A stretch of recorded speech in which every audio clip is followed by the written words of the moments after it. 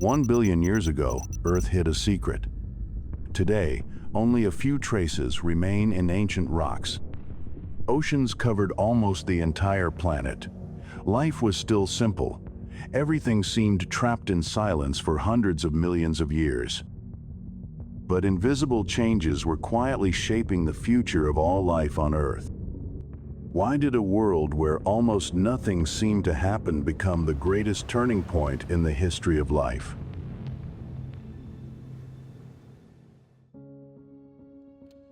If you could look at Earth from space 1 billion years ago, you probably would not recognize it as the same planet we call home today.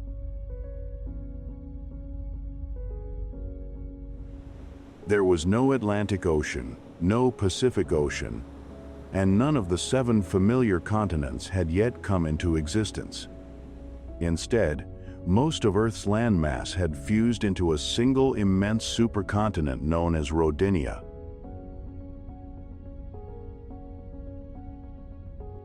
Rodinia did not appear overnight. It was the result of hundreds of millions of years of tectonic plates colliding and welding together. Ancient continental blocks such as Laurentia, Baltica, Amazonia, Australia, along with many other fragments of continental crust, gradually merged into one enormous landmass.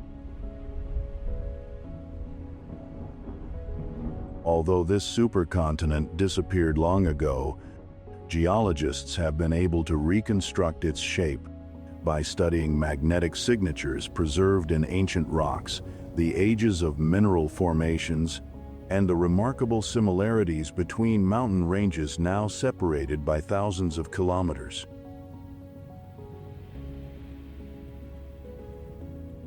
Surrounding Rodinia was an immense ocean that covered nearly all the remaining surface of the planet, known as Mirovia.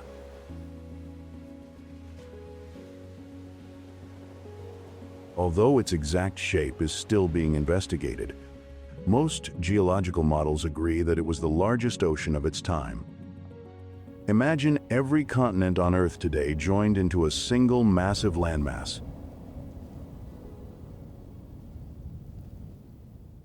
As moisture from the oceans struggled to penetrate deep into the continental interior, rainfall declined, climates became increasingly arid, and the temperature difference between day and night grew dramatically.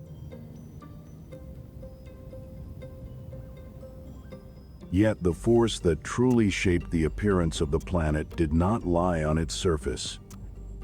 It originated hundreds of kilometers beneath our feet.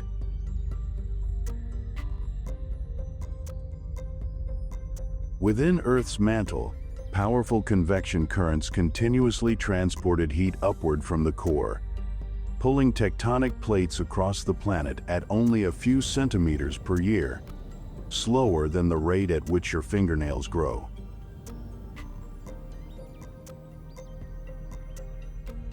But over hundreds of millions of years, those seemingly insignificant movements were enough to completely reshape Earth's surface.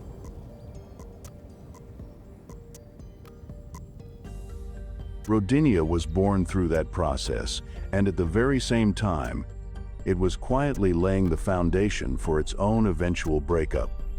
One of the clearest pieces of evidence still visible today is the Grenville orogenic belt.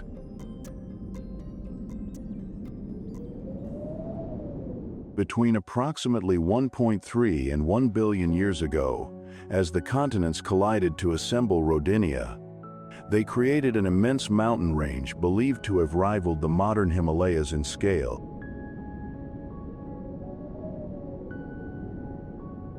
After nearly a billion years of erosion, most of those mountains have disappeared. Yet their ancient foundations still extend from eastern Canada through the Great Lakes region into Mexico, while leaving matching geological signatures within ancient rock formations in Scotland and Scandinavia.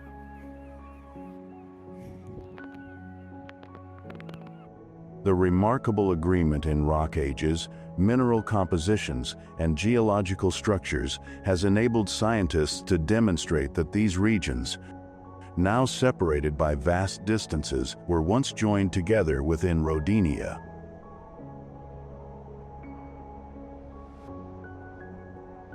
As the continents shifted, ocean currents changed as well, altering the global distribution of heat, rainfall patterns, and the cycle of rock weathering.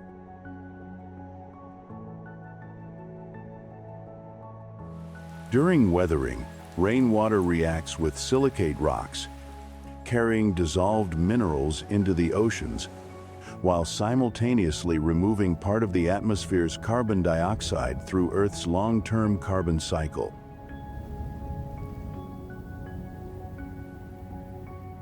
That means that, simply by changing the positions of the continents over tens of millions of years, rainfall patterns could shift, weathering rates could change, atmospheric carbon dioxide concentrations could rise or fall, and ultimately the global climate itself would be transformed.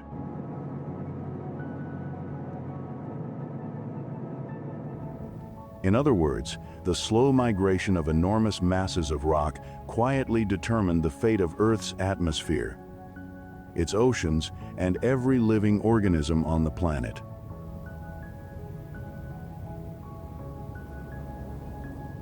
Rodinia was therefore a vital component of Earth's operating system, where every geological movement set in motion a chain of events that unfolded over hundreds of millions of years.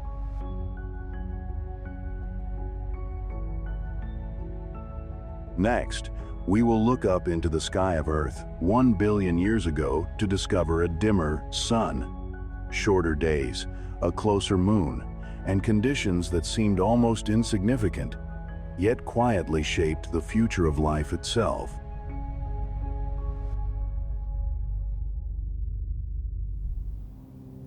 According to models of stellar evolution, about 1 billion years ago, the Sun emitted only around 93 to 94% of the energy it produces today.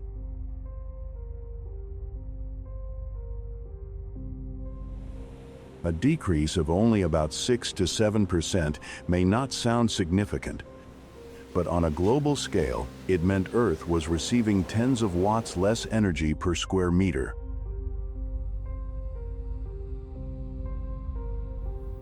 If that happened today, the planet's average temperature would drop sharply, and ice and snow would expand rapidly.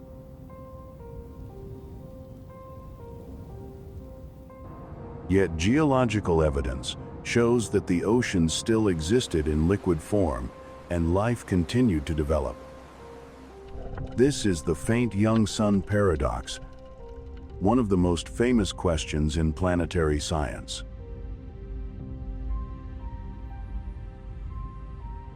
At that time, oxygen levels were still much lower than they are today, while carbon dioxide and possibly methane existed in higher concentrations.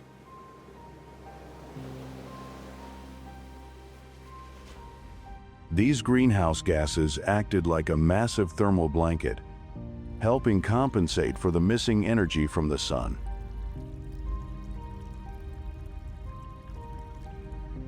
Earth still retained enough heat to keep its water from freezing. The composition of the atmosphere itself determined whether this planet could continue nurturing life.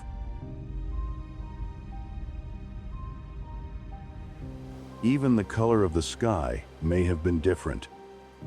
With lower oxygen, more greenhouse gases, and fairly intense volcanic activity during the Proterozoic eon, many scientists believe the sky may have appeared paler blue, slightly milky, or more hazy than it does today.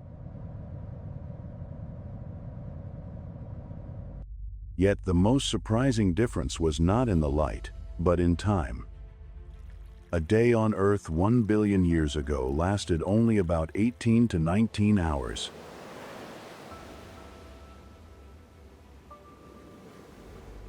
The reason is that the tidal force created by the moon has continuously slowed Earth's rotation over billions of years.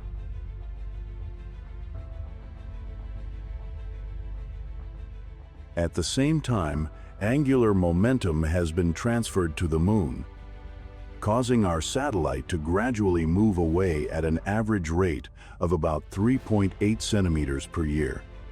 A figure confirmed by lunar laser ranging experiments, which use retroreflectors placed on the Moon by the Apollo astronauts.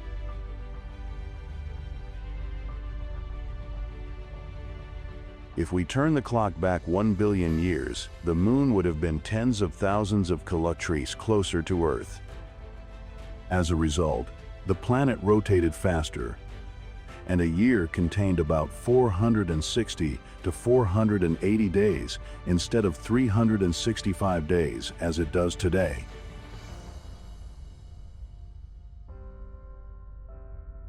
That closer distance also made the Moon appear slightly larger and brighter in the sky. More importantly, its stronger gravitational pull created tides far more powerful than those of the present day.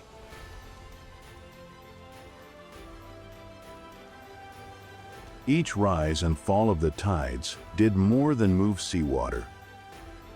It also stirred oxygen, nutrients, and minerals between layers of water, helping maintain the essential chemical cycles needed for early life.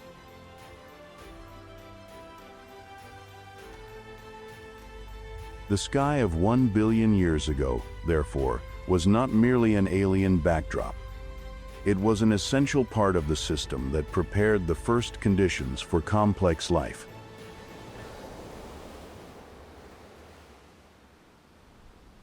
But if the sky still offered light and hope, beneath the ocean surface lay another paradox. The oceans were filled with water, minerals, and energy, yet for hundreds of millions of years, they remained almost a world without animals. Why did life have all the necessary conditions, yet still fail to explode? The answer lies within the tiny organisms quietly changing the entire planet.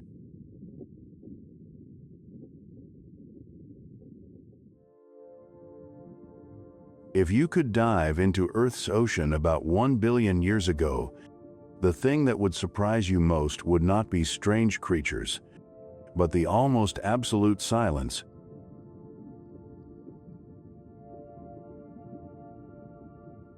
There were no schools of fish moving in layers, no jellyfish drifting with the currents, and no coral reefs or complex food chains.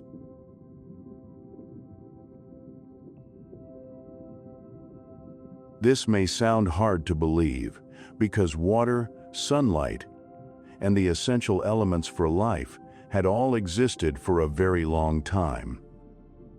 So what prevented animals from appearing?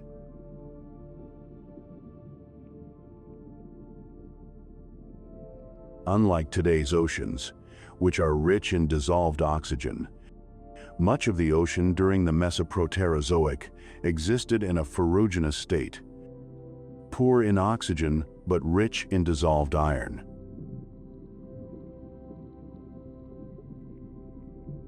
Not only was oxygen scarce, but many deep-sea regions were also euthynic, meaning they had no oxygen and contained large amounts of hydrogen sulfide, a gas that smells like rotten eggs and is extremely toxic to most modern animals.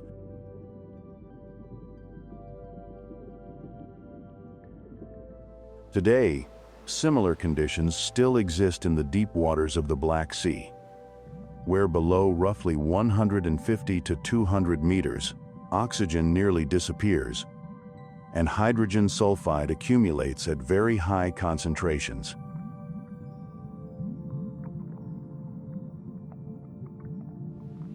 Isotopic analyses of iron, sulfur, molybdenum, and uranium in ancient rocks show that many areas of the ocean 1 billion years ago once had similar characteristics, even on a much larger scale.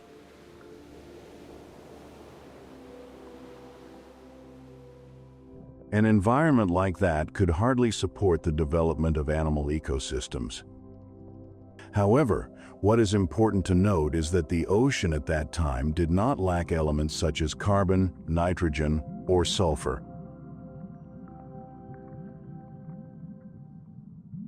What was missing was an efficient source of energy. Every animal body requires a great deal of energy to maintain the activity of its cells and organs.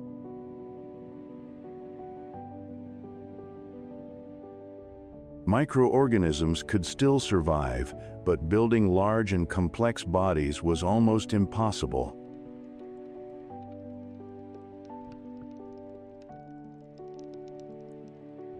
That difficulty was further sustained by a special geochemical loop. In iron-rich oceans, phosphorus, the essential element needed to create DNA, RNA, and ATP, was often trapped in seafloor sediments when it combined with iron-bearing minerals. This phenomenon, known as phosphorus trapping, reduced the amount of phosphorus returning to surface waters. Photosynthetic microorganisms therefore grew more slowly, and the amount of oxygen they produced was also lower.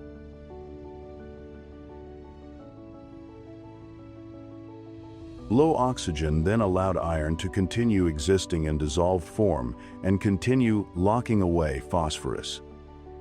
A feedback loop lasting hundreds of millions of years was formed, making it difficult for the ocean to escape its oxygen-poor state.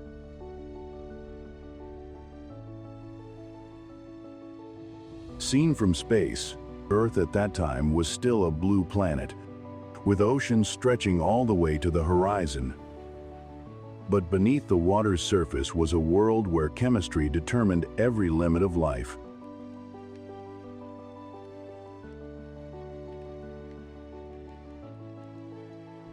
What it lacked was an environment rich enough in oxygen to create the energy needed for the first complex bodies.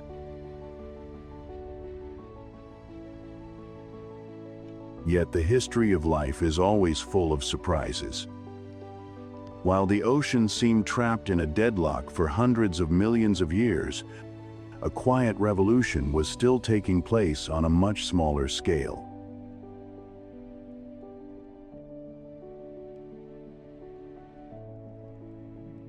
Not in the oceans, not on the continents, but inside each living cell.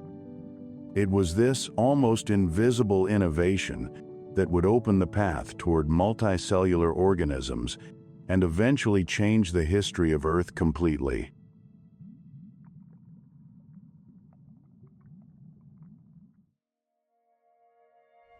For hundreds of millions of years, they quietly transformed the oceans, the atmosphere, and eventually the history of life.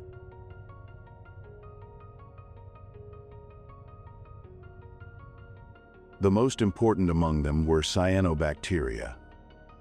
They were one of the first groups of organisms to perform oxygen-producing photosynthesis, using sunlight, water, and carbon dioxide to create organic matter.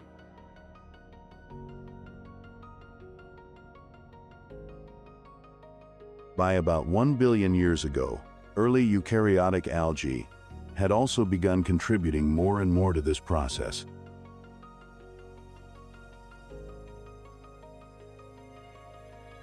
Even so, cyanobacteria remained the foundation of marine ecosystems. Today, their descendants still live throughout the oceans, and, together with marine algae, produce about half of the oxygen generated by the biosphere each year.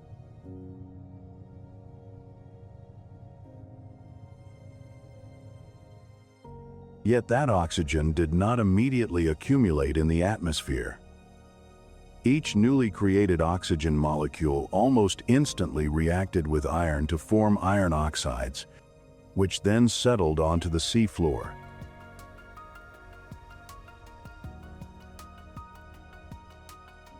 Microorganisms did more than change the composition of the atmosphere. They also left direct marks on the planet's surface, in shallow seas. They trapped grains of sand and minerals, forming layered structures known as stromatolites.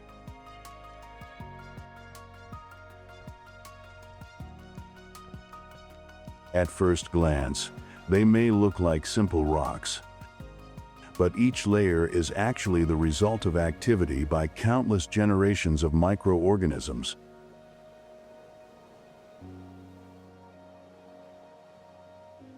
Today, living stromatolites in Shark Bay, Western Australia, continue to grow through almost the same mechanism that has existed for more than 3 billion years, making them one of the most valuable living fossils scientists can observe.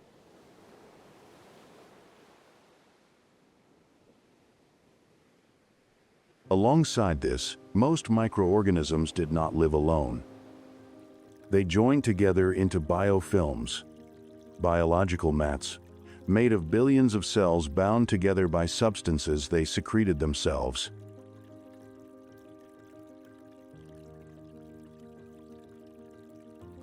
If you have ever touched the slime on rocks in a stream or the plaque on your teeth, you have already encountered a modern biofilm. These communities can exchange chemical signals, share nutrients, and coordinate their activity far more effectively than isolated cells.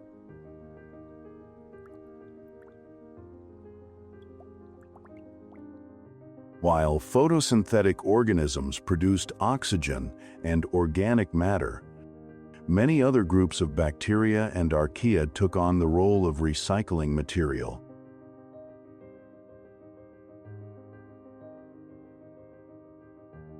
They participated in the carbon, nitrogen, sulfur, and methane cycles, returning essential elements back into the environment.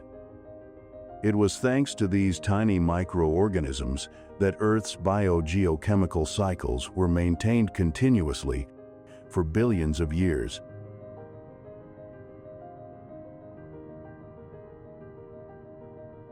At first glance, it is hard to believe that single-celled organisms could change an entire planet. They did not merely adapt to Earth. Step by step, they transformed their own environment, preparing the stage for more complex forms of life.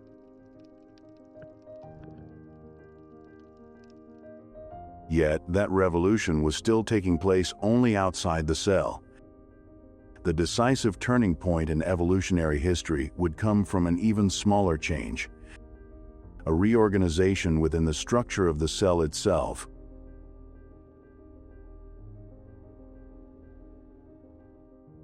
That almost invisible event would open the path toward plants, animals, and eventually human beings.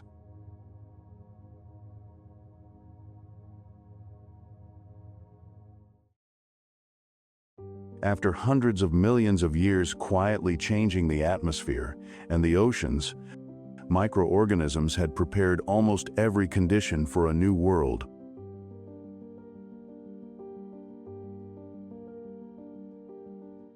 But the greatest turning point in the history of life did not take place on the supercontinent Rodinia or in the middle of the Mirovia Ocean.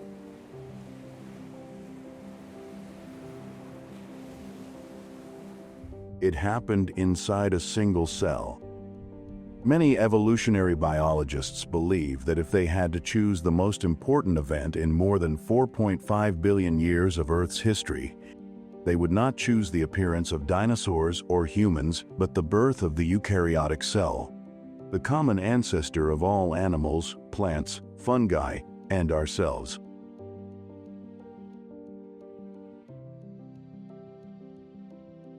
What makes this revolution extraordinary is that it did not begin with competition, but with cooperation. An ancient cell, belonging to the archaea group, engulfed a bacterium capable of breathing oxygen.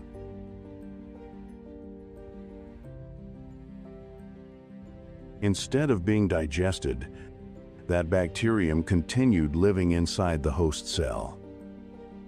Over millions of years, the two organisms gradually became dependent on each other and merged into a new entity.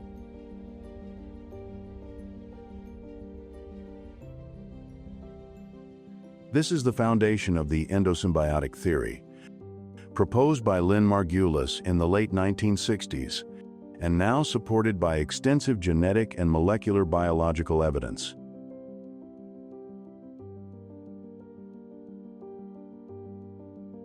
The significance of this event was not simply the appearance of another organelle, but the arrival of a new source of energy.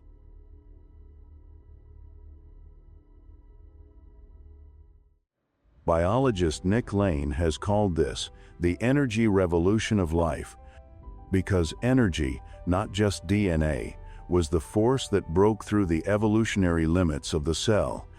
From that point on, eukaryotic cells began to differ clearly from bacteria.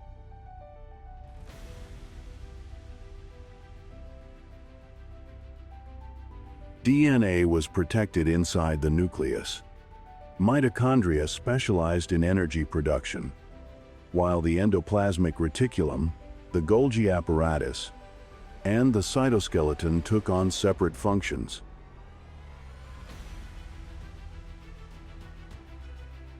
In another evolutionary branch, some eukaryotic cells continued to absorb cyanobacteria. This time, the new guest evolved into the chloroplast, the photosynthetic organelle of algae and plants today.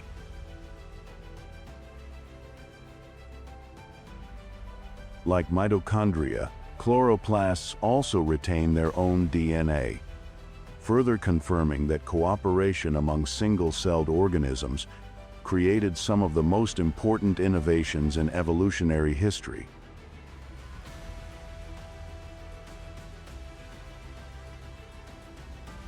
The fossil of the red alga Bangiomorpha pubescens, dated to about 1.05 billion years ago, is considered the oldest evidence of a multicellular eukaryotic organism capable of sexual reproduction.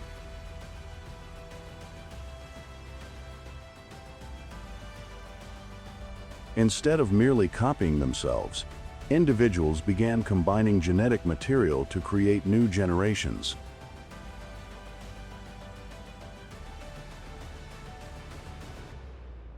It was this mechanism that accelerated the pace of evolution over the next hundreds of millions of years.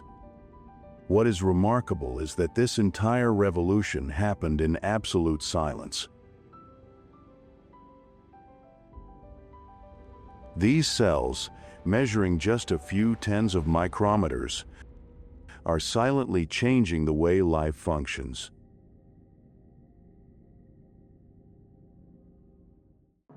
For the next hundreds of millions of years, Earth still passed through an unusually slow stage of evolution that geologists call the boring billion.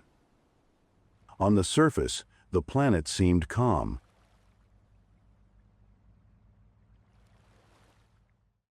But beneath that stillness, plate tectonics, climate, and the carbon cycle were quietly preparing for the event that would change Earth's entire history. The breakup of Rodinia, and the greatest climate crisis ever known.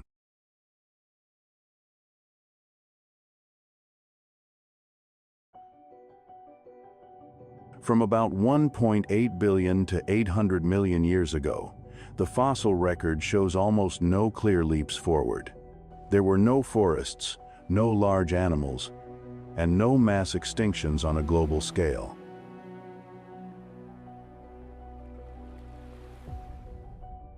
That is why geologists call this period the boring billion. But today, many scientists believe this was not 1 billion years of stagnation, but 1 billion years of preparation.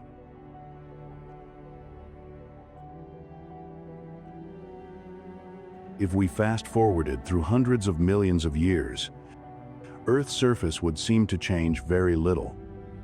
Rodinia still existed for a long time. The climate remained relatively stable, and the oceans continued to cover most of the planet.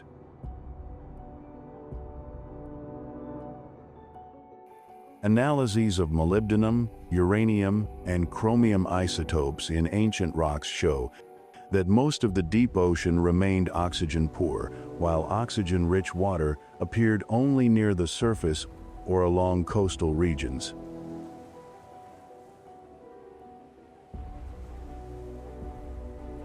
Oxygen was not the only limitation. Nutrients were also a major bottleneck. Phosphorus, the essential element needed to form DNA, RNA, and ATP, was delivered to the sea mainly through the weathering of rocks on the continents.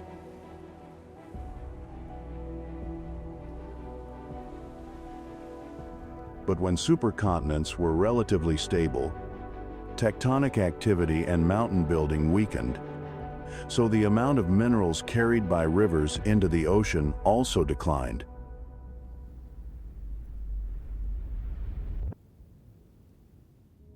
In addition, large amounts of dissolved iron in the ocean trapped phosphate in sediments, making it difficult for photosynthetic microorganisms to flourish.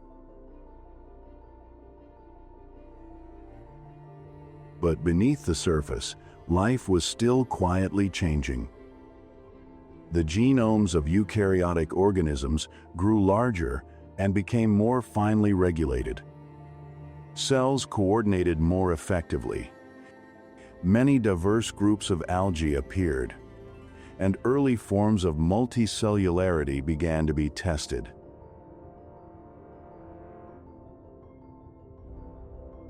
Many researchers today see the boring billion as one of the most important stages in Earth's history.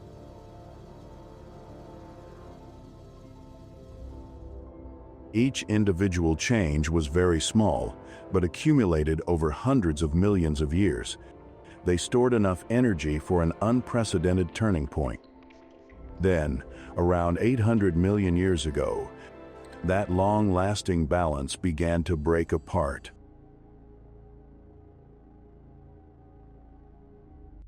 A planet that had been prepared for nearly 1 billion years was now about to enter the greatest survival test life had ever faced.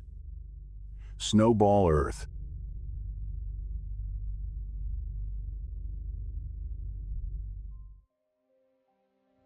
At first, there were only small cracks. Over time, they stretched for hundreds and then thousands of kilometers, forming continental rift zones. Magma rose from deep within Earth, thinning the crust, triggering volcanoes, and gradually splitting the supercontinent into several pieces.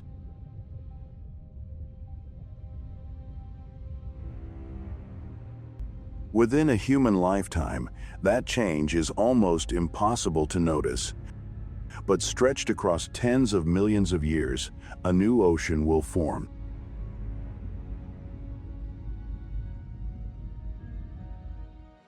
At first glance, this may seem like nothing more than a geological disturbance. But the breakup of Rodinia accidentally activated one of Earth's most powerful thermostats.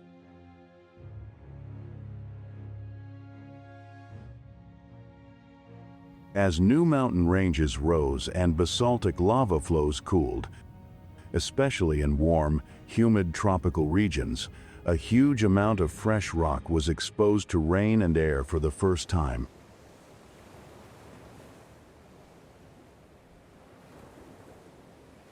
Rainwater dissolved carbon dioxide, forming weak carbonic acid, then reacted with silicate minerals in the rock.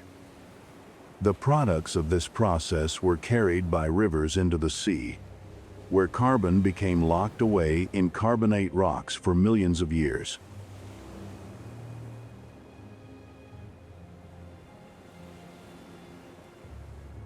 In other words, Earth was slowly pulling carbon dioxide out of the atmosphere and storing it in stone.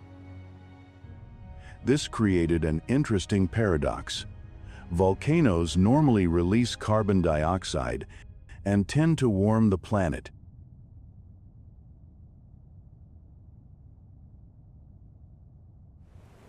But near the end of the Proterozoic eon, newly formed basaltic rocks in the tropics weathered so quickly that the rate of carbon dioxide absorption exceeded even the amount of carbon dioxide added by volcanoes.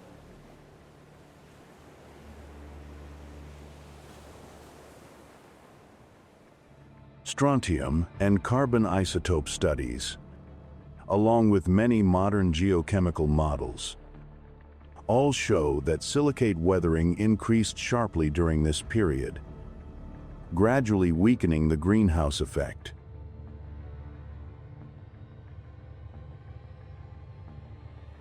As the continents split into smaller pieces, the total length of coastlines increased significantly.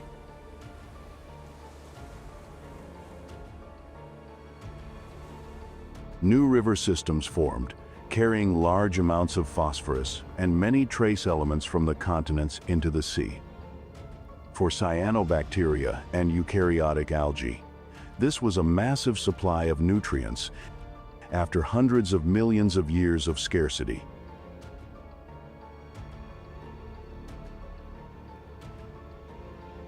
But when these completely independent processes interacted with one another over tens of millions of years, they unintentionally changed the entire climate system of the planet.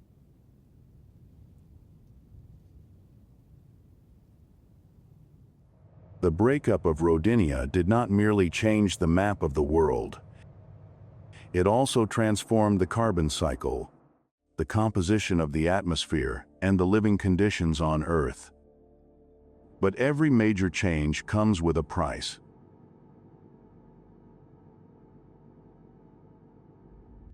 Ice reflects up to 80 to 90% of sunlight, while the ocean reflects only about 6 to 10%.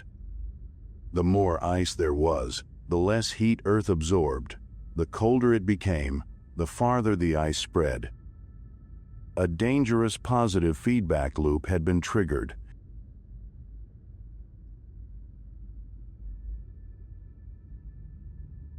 Ahead was no longer a stable planet, but the longest winter in geological history. A time when almost the entire Earth would be covered in ice. The story of Snowball Earth officially began.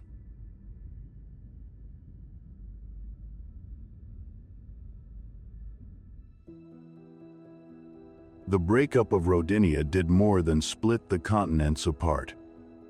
It also quietly altered Earth's entire climate regulation system. For tens of millions of years, silicate weathering continuously pulled carbon dioxide out of the atmosphere, gradually weakening the greenhouse effect.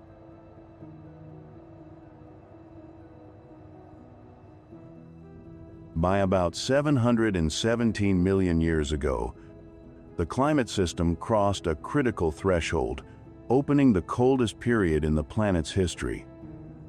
Snowball Earth.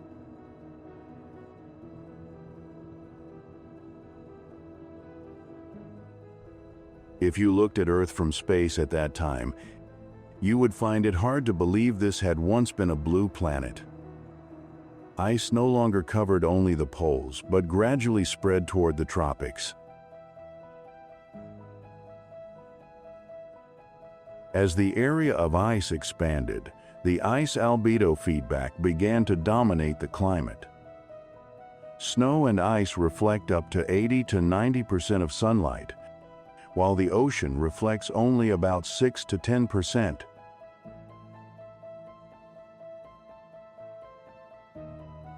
The more ice there was, the less heat the planet absorbed. The lower the temperature fell, the farther the ice expanded. A positive feedback loop was triggered, pushing Earth into a frozen state that could almost no longer stop itself. Geological evidence shows that Earth experienced at least 2 global ice ages during the Cryogenian period. The Sturtian, which began around 717 million years ago and lasted nearly 56 million years, and the Minoan, which ended around 635 million years ago.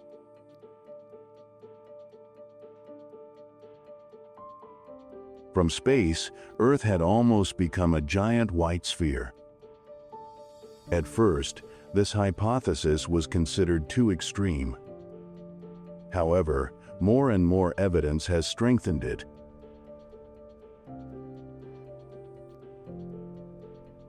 If the ocean was covered by ice for tens of millions of years, why did the biosphere not disappear?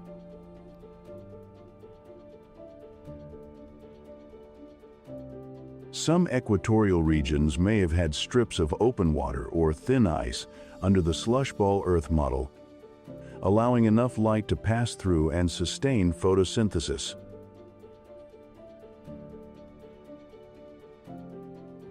In addition, hydrothermal vents on the seafloor continued to provide chemical energy, supporting ecosystems that did not depend on sunlight at all. These refuges helped life survive a crisis that lasted tens of millions of years.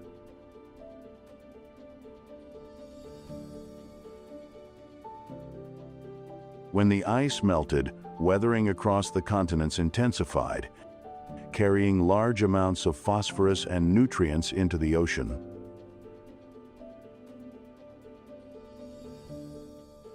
Many scientists believe this chain of events opened the way for the organisms of the Ediacaran period, before life exploded in the Cambrian period around 541 million years ago.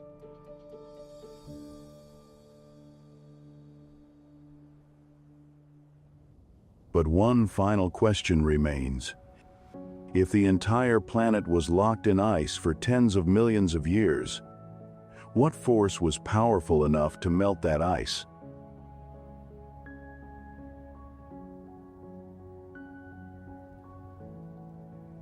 One billion years ago, Earth was an alien world, almost impossible to recognize. Across the vast Mirovia Ocean, the barren supercontinent Rodinia was shaped by powerful tectonic forces.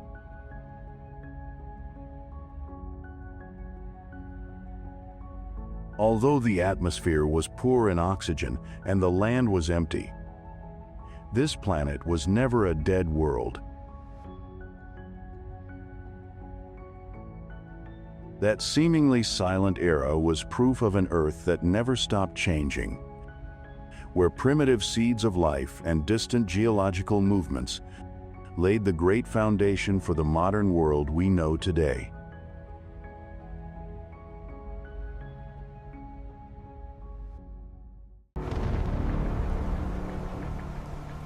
This was Earth 500 million years ago, a vast, deep, and almost motionless ocean covering nearly the entire planet.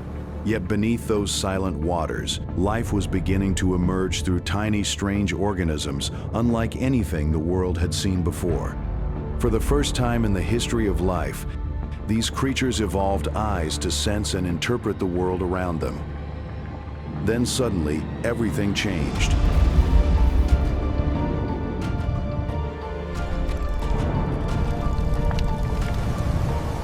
But what triggered this strange and extraordinary explosion of life?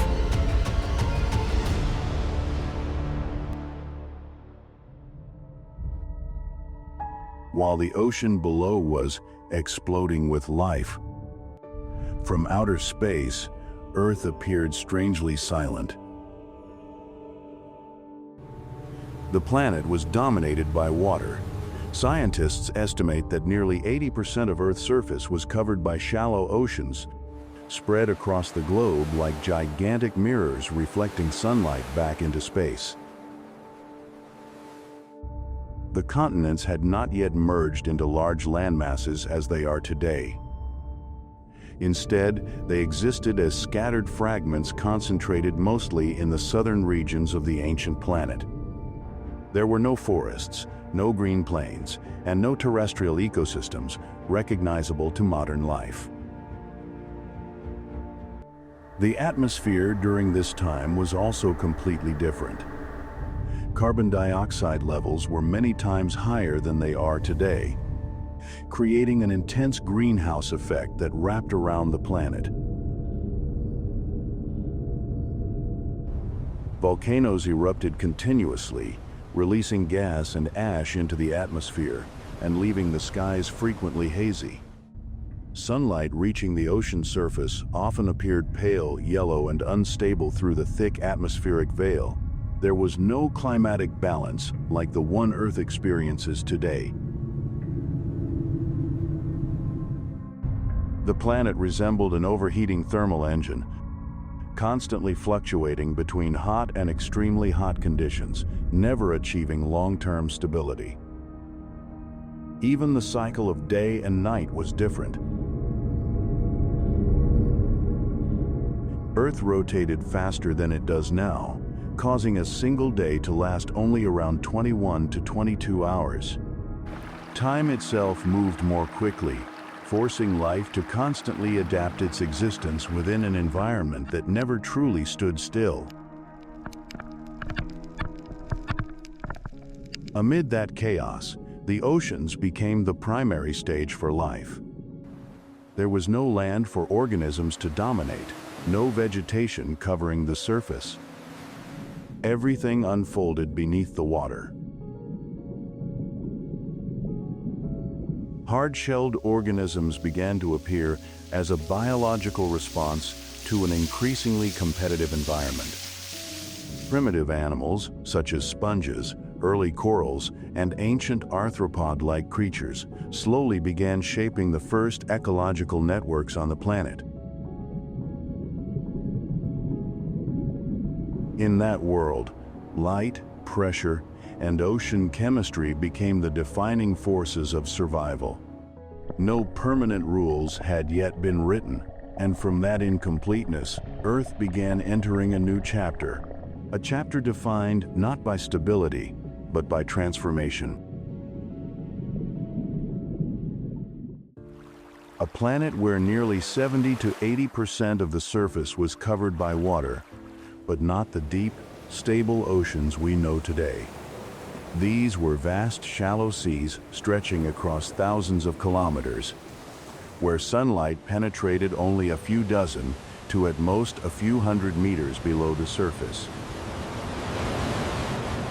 Beyond depths of roughly 200 meters, darkness almost completely took over, and within that thin upper layer of illuminated water, Earth's entire primitive ecosystem was operating.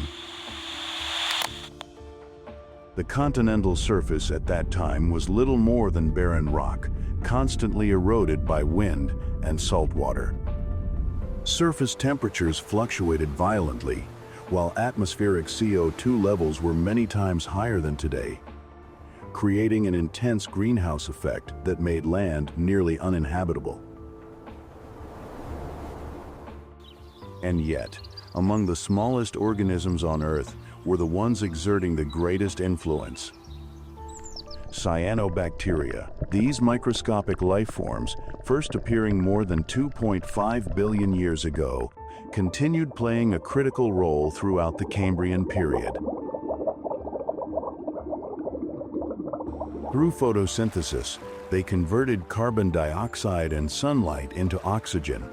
Scientists estimate that during this ancient era, microbial systems may have contributed more than 20 to 30% of global oxygen production through marine photosynthetic activity, helping stabilize an atmosphere still struggling to reach equilibrium. Across the seafloor, dense microbial mats spread like living carpets. They did not merely exist. They engineered environments.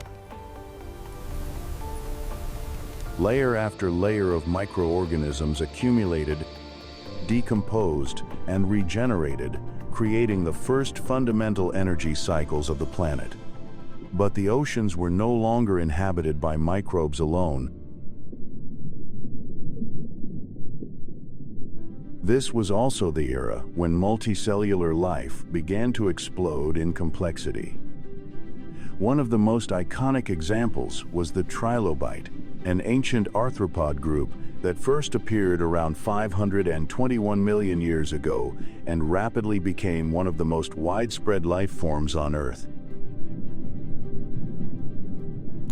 Fossil evidence suggests that more than 20,000 trilobite species once existed, ranging in size from only a few millimeters to over 70 centimeters long. They crawled across the seafloor, hunted prey, consumed organic remains, and at times became prey themselves for larger predators. Alongside them existed ancient sponges, primitive corals, and early mollusk-like organisms.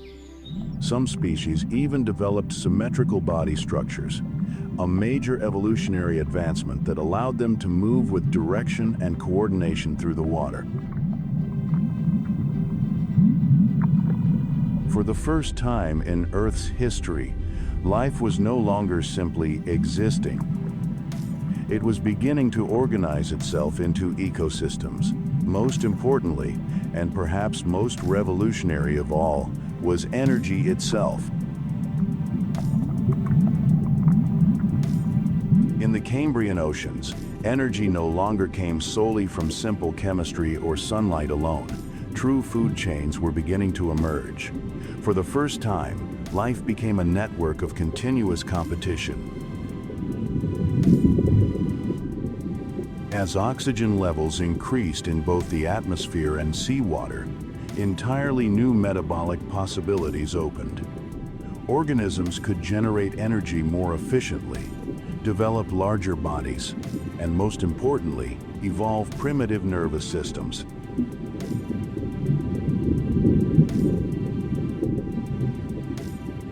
This was the moment when eyes first appeared and rapidly evolved. At first, simple light-sensitive structures could only distinguish brightness from darkness. But once living creatures began seeing one another, a true evolutionary revolution had begun.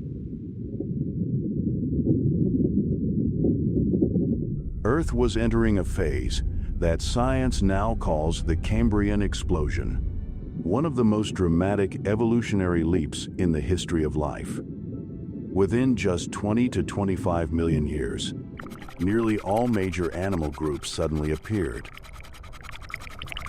Organisms began developing more complex multicellular bodies, complete with tissues, organs, and, most importantly, the ability to move with intention. This marked the transition from passive existence to active interaction with the environment. The dominant life forms emerging during this era belonged to three major branches: arthropods, mollusks, and the earliest primitive chordates. One of the most important reasons this explosion of diversity happened so rapidly was the increase of oxygen within the oceans. As oxygen levels rose, metabolic rates increased as well, allowing more complex organisms to exist without being trapped by severe energy limitations. Over the course of only a few tens of millions of years, Earth witnessed the nearly simultaneous appearance of entirely new biological structures. Hard shells for defense, limbs for movement, tentacles for sensing the environment, and, most importantly, primitive nervous systems. For the first time in planetary history, life gained the ability to process information from its surroundings, instead of relying solely on simple chemical reactions. That transformation led to one of the most important turning points of all: the emergence of eyes. At first, eyes were little more than primitive light-sensitive spots capable of distinguishing brightness from darkness. But within only 5 to 10 million years, an extremely short period by geological standards, eyes evolved into far more complex structures capable of recognizing shapes and motion. It was a revolutionary evolutionary leap, because for the first time, predators and prey could truly see one another. And once you can see the creature hunting you, or the prey you are chasing, the entire game of survival changes completely. Life entered a biological arms race. Organisms evolved harder shells, sharper spikes, and faster movement. Meanwhile, predators developed sharper senses and more precise hunting abilities. This was the first time in Earth's history that something resembling what we now call accelerated selective pressure emerged. In less than 25 million years, Earth transformed from a world dominated by simple microbial life into a planet filled with complex animal ecosystems. And from that point forward, one of the fundamental laws of life became permanently written into Earth's history. It is not the strongest species that survives, but the one capable of adapting fastest to change. This was no longer a peaceful ocean filled with passive drifting organisms. It had become the first battlefield of evolution.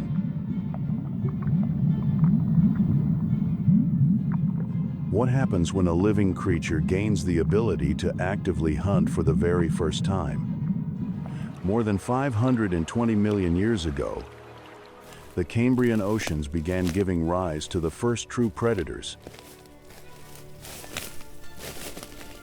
And among the most remarkable of them was Anomalocaris, a creature that looked as though it had emerged from an alien world. Nearly 1 meter long, enormous compared to most organisms of its time that measured only a few centimeters, Anomalocaris possessed two flexible frontal appendages for grabbing prey, a circular mouth lined with razor-like tooth plates, and highly advanced compound eyes. Fossil evidence suggests that the eyes of Anomalocaris may have contained more than 16,000 individual lenses. For comparison, modern dragonflies, among the most visually advanced insects alive today, possess roughly 30,000 lenses.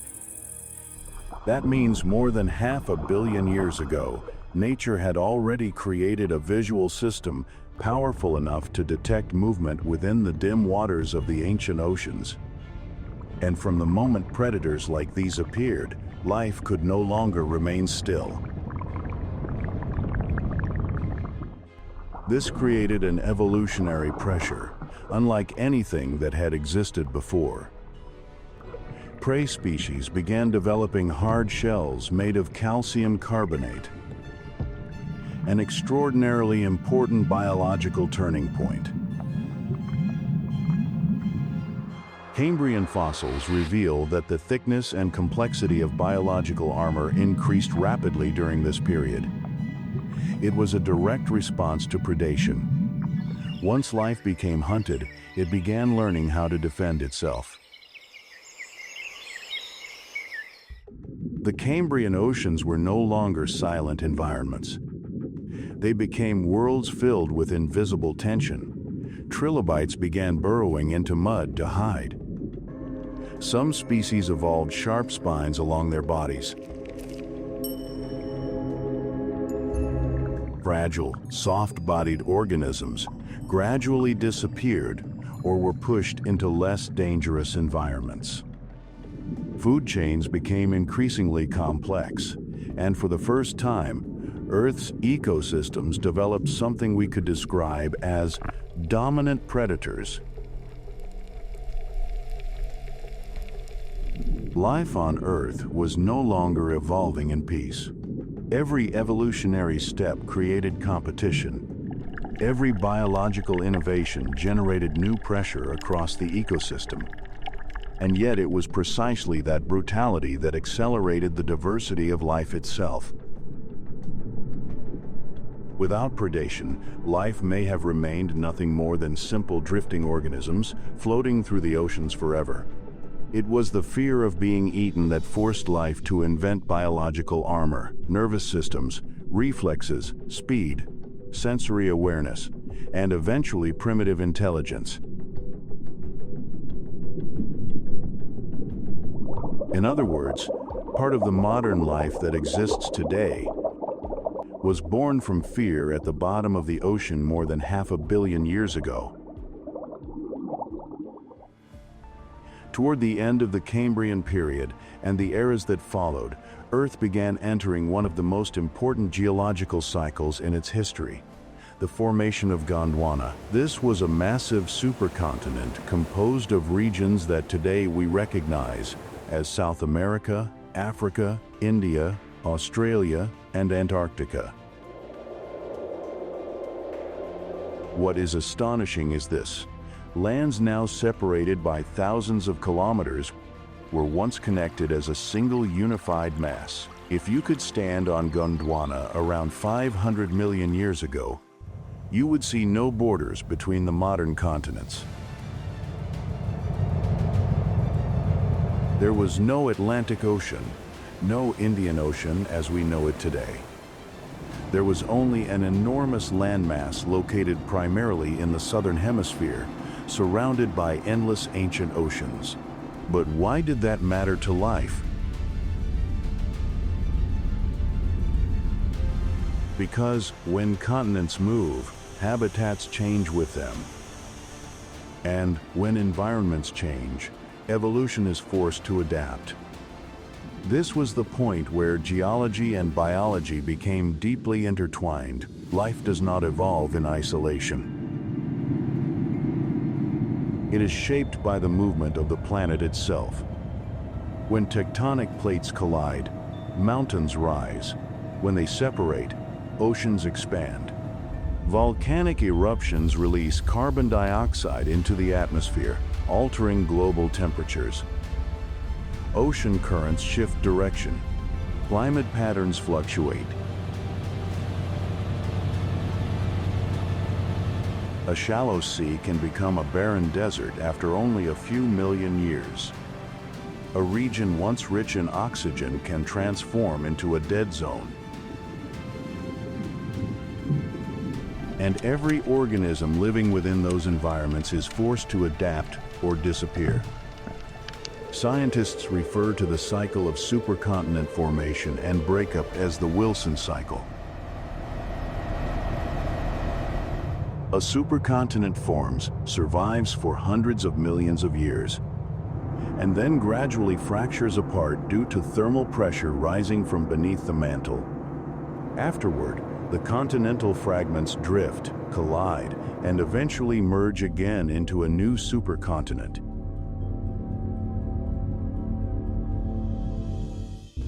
It is a cycle that has repeated throughout nearly the entire history of Earth. In other words, the world map has never been fixed. It is a film moving in extreme slow motion, and yet that movement creates an enormous biological effect: evolutionary isolation. As continents drift farther apart, populations of organisms become separated. Species that once lived together are divided by oceans thousands of kilometers wide.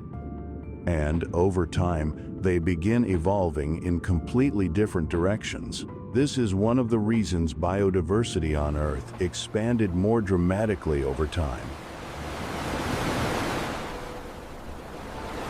Not because the planet became more stable, but because it increasingly divided life into separate evolutionary laboratories. Australia became one of the clearest examples during later eras.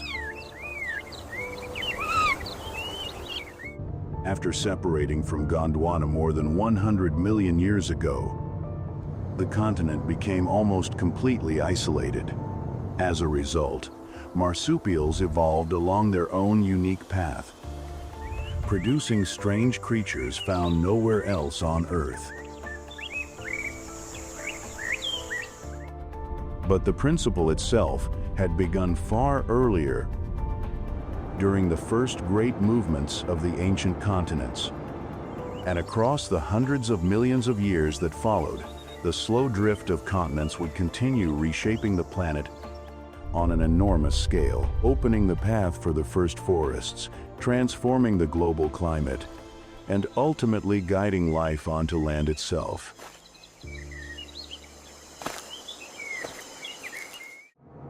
More than 470 million years ago, Earth's land surface was almost a dead world. The continents were nothing more than barren rock, broken apart by wind, rain, and constant geological activity.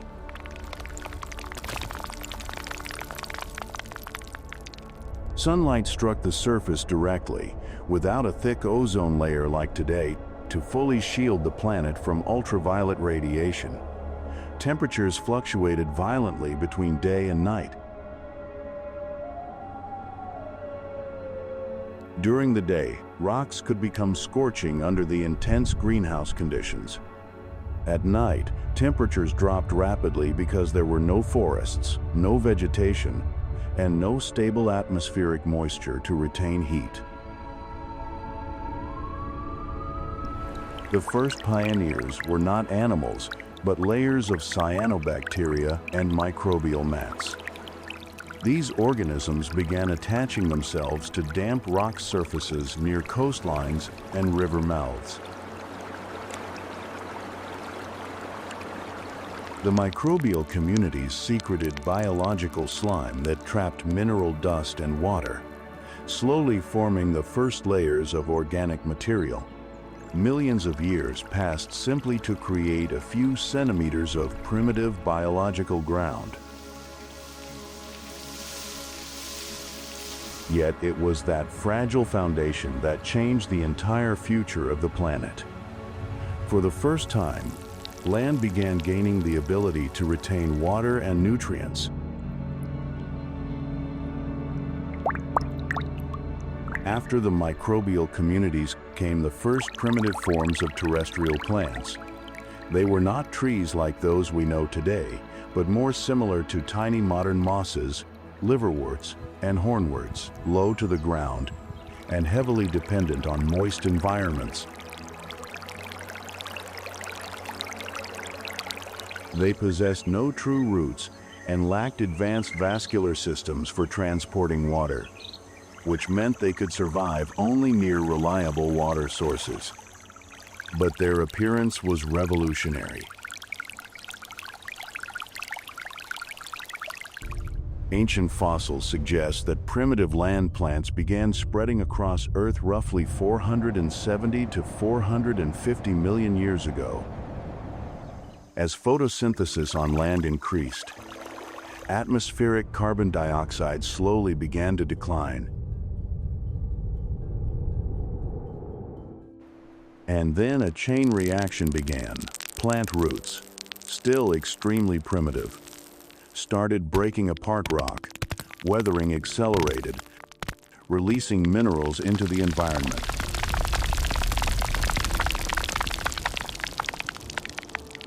Dead organic material accumulated and gradually formed true soil. Soil retained water more efficiently, allowing even more plants to grow. More plants then produced more oxygen and more soil. A self-accelerating biological feedback loop had begun. What is truly astonishing is that life was no longer simply adapting to the planet. It had begun redesigning the planet itself. Before this era, Earth completely controlled the living conditions of organisms. But now, the first life forms on land were actively transforming the atmosphere, geology, and global chemical cycles in ways never seen before. Those tiny layers of primitive vegetation were silently preparing the stage for every terrestrial ecosystem that would come later.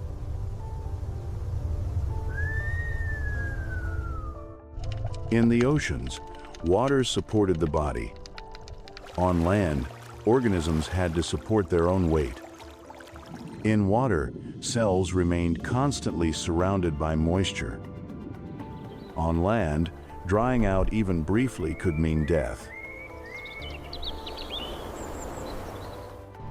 And so, life was forced to invent entirely new biological technologies, protective coatings against water loss, structures capable of supporting body weight, and internal systems for transporting water through living tissue. These were the evolutionary breakthroughs that would eventually open the path for giant trees, ancient forests, and ultimately the rise of animals on land.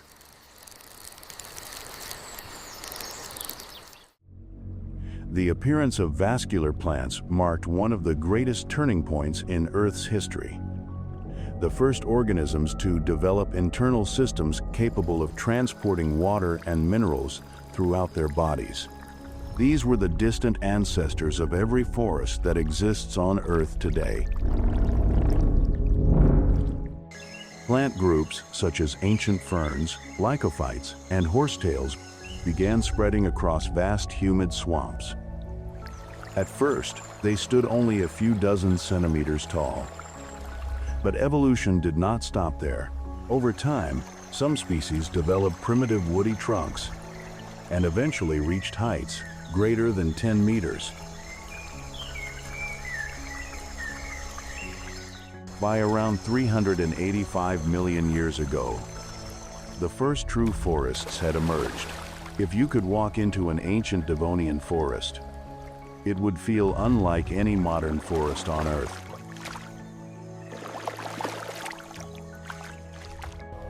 The ground was covered in dense layers of black mud filled with slowly decomposing plant matter. Primitive tree-like organisms rose everywhere like gigantic pillars from an alien world. But the most astonishing aspect was not how these forests looked. It was the fact that they began transforming the global climate itself. Before the rise of widespread plant life, Earth's atmosphere contained extremely high levels of carbon dioxide. During many ancient periods, atmospheric CO2 concentrations may have been 10 to 15 times higher than modern levels. That intensified the greenhouse effect, drove global temperatures higher, and made the climate profoundly unstable. But plants accomplished something no previous life form had ever achieved on such a massive scale. They removed carbon directly from the atmosphere and locked it inside their own bodies.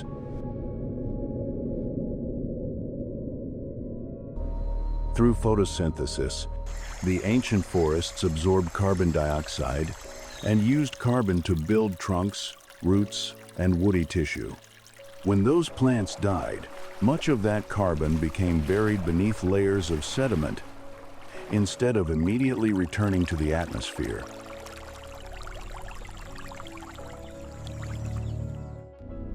Over millions of years, this process slowly pulled enormous amounts of carbon dioxide out of Earth's atmosphere. This was no longer simply biological evolution. Life itself was beginning to regulate the climate system of an entire planet.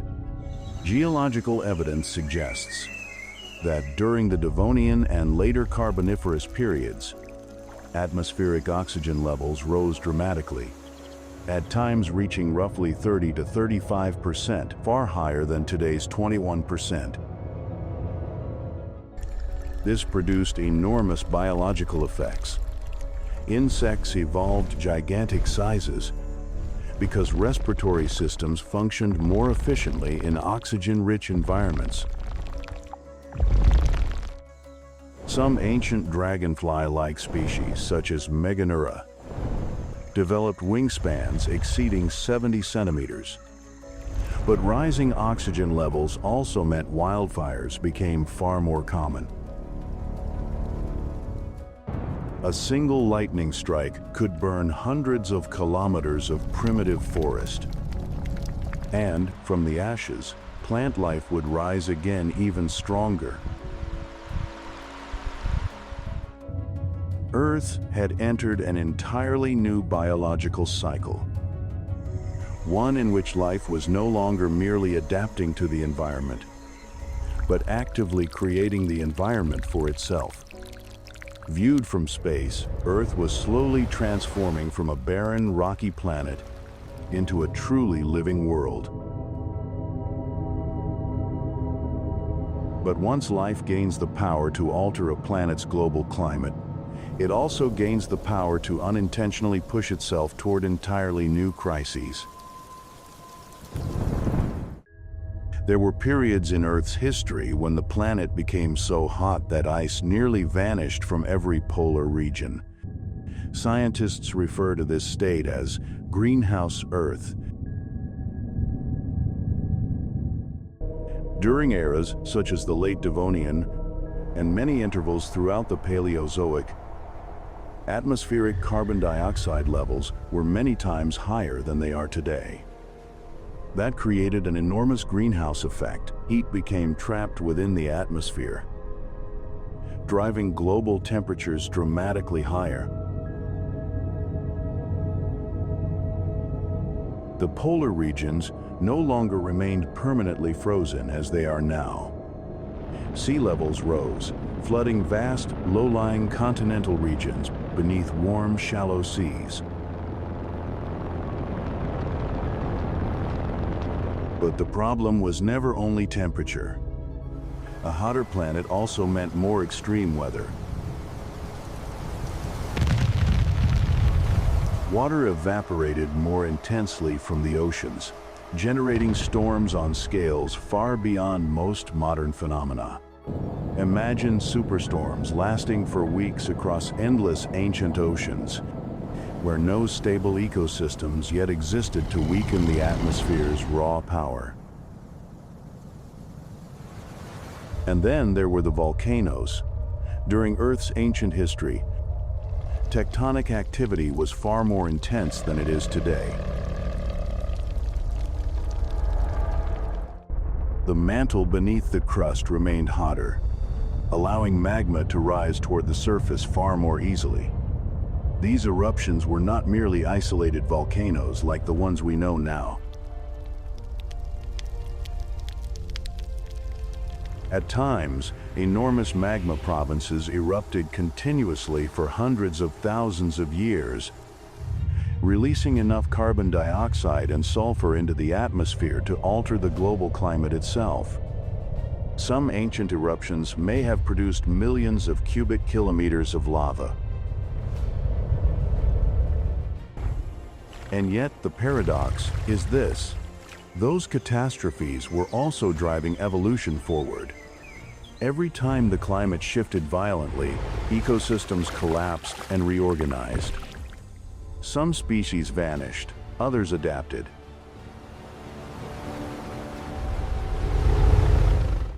Entirely new environments emerged, creating opportunities for new evolutionary branches to explode into existence. Throughout Earth's history, long-term stability has been almost non-existent.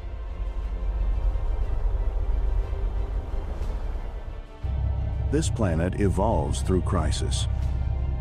Today, the Sahara Desert already feels unforgiving. But the ancient supercontinents may have produced interior regions far more extreme. During the day, temperatures could rise to brutal levels beneath intense greenhouse conditions.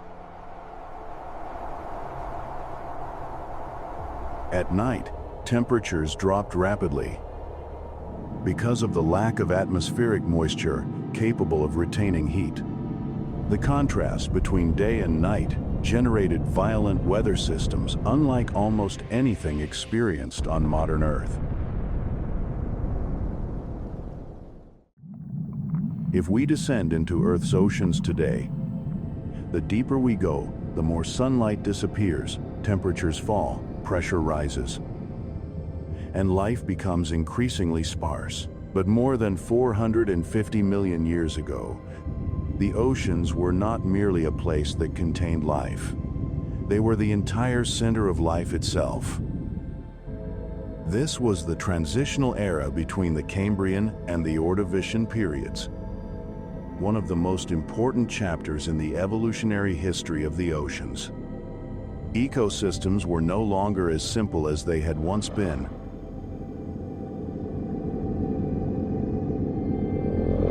They were becoming layered, complex, and increasingly competitive. If you could look down into the deep seafloor of that ancient world, you would not see an empty darkness.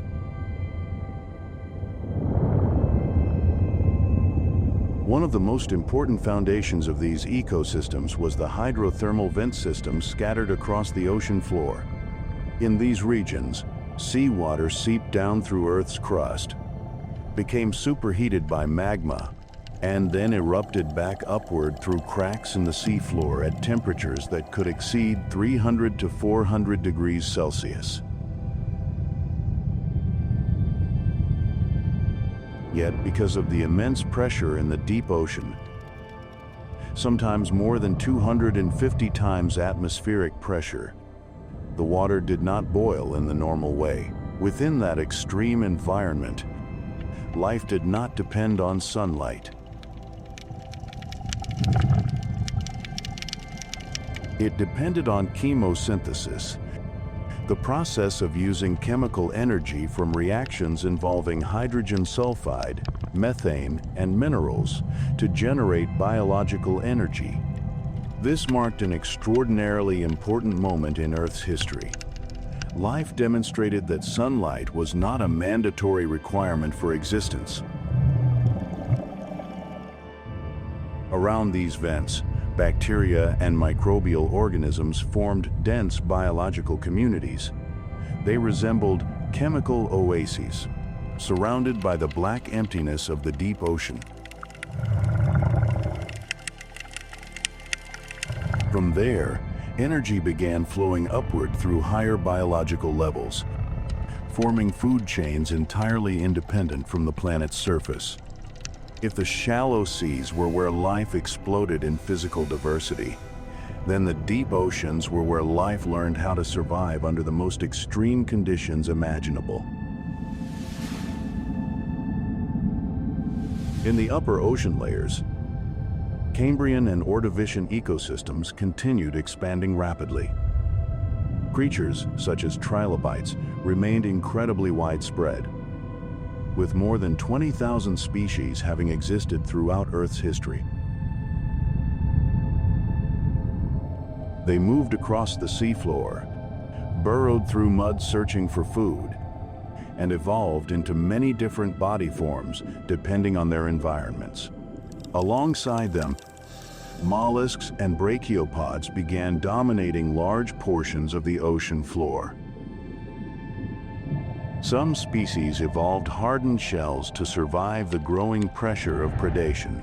Food chains became increasingly complex, no longer consisting of simple relationships between predator and prey, but transforming into layered biological networks where energy moved through multiple ecological levels. What is remarkable is this: the deeper you descend, the slower life becomes, but it never disappears. At depths of 1,000 meters, pressure can reach nearly 100 atmospheres, enough to crush structures incapable of adapting. Temperatures often fall to only 2 to 4 degrees Celsius.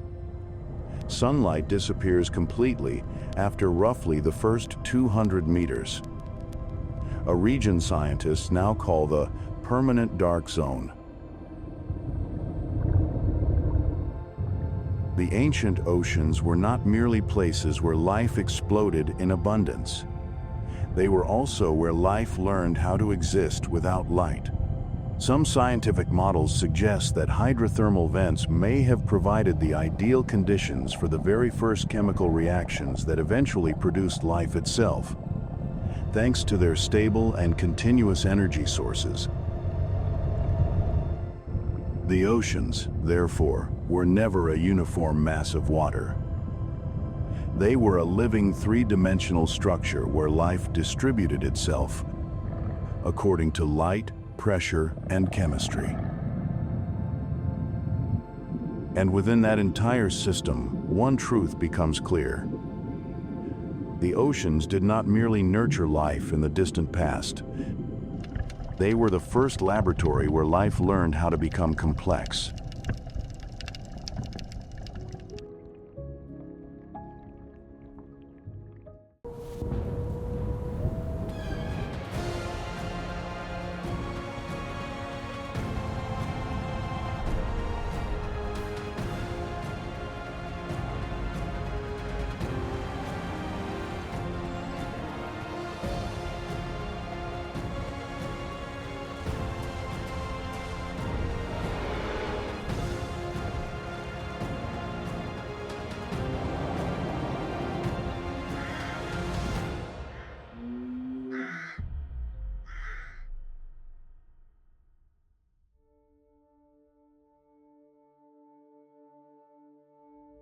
Earth as seen from space around 200 million years ago would have appeared almost completely different from the planet we know today.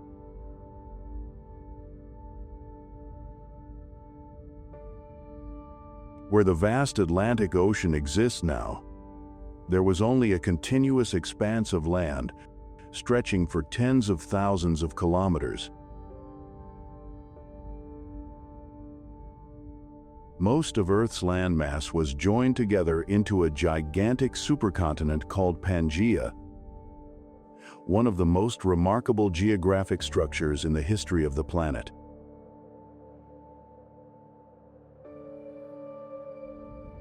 Surrounding Pangaea was Panthalassa, the largest superocean ever to exist in Earth's history.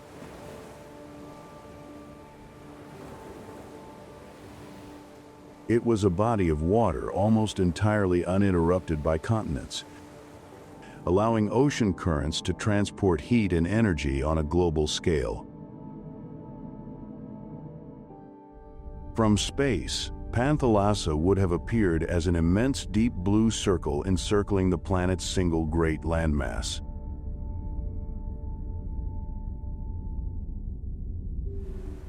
Along the eastern margin of Pangaea lay the Tethys Sea, a vast tropical ocean stretching across the equatorial region.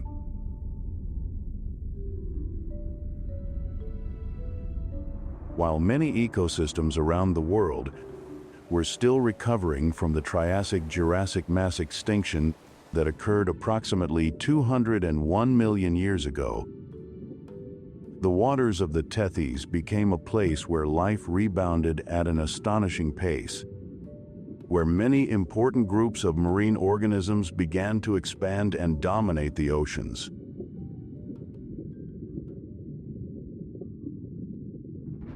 "200 million years ago, the central regions of Pangaea lay thousands of kilometers from the sea. Some paleoclimate models suggest that these areas may have been as harsh as, or even more extreme than, many modern deserts.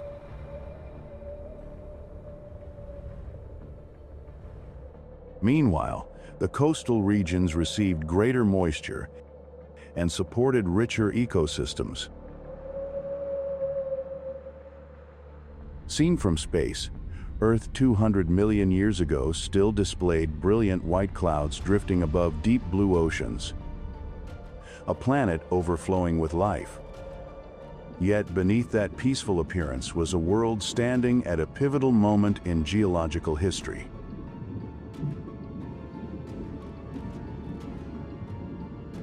Deep beneath the planet's crust, immense forces had already begun to move. The first signs of change were quietly emerging, signaling that this great supercontinent would not last forever, and that the fate of the entire world was preparing to enter a completely new chapter.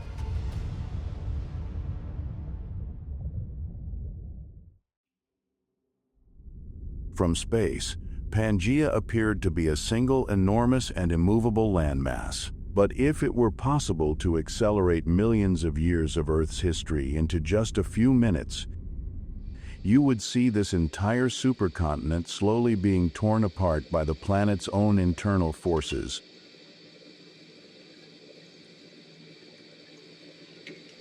The origin of this process lay deep beneath Earth's crust in the vast, hot mantle, where material continuously moved through convection currents. Movements of only a few centimeters per year may sound insignificant, but over millions of years, they are powerful enough to move entire continents.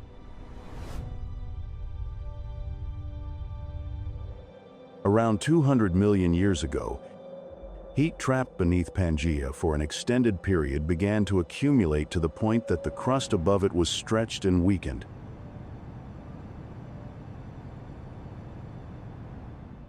The first fractures appeared, signaling the beginning of the end for the largest supercontinent of its time.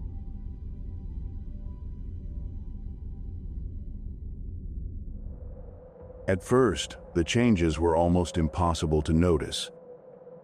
The ground slowly cracked apart, and massive blocks of rock sank downward, forming valleys that stretched for hundreds of kilometers.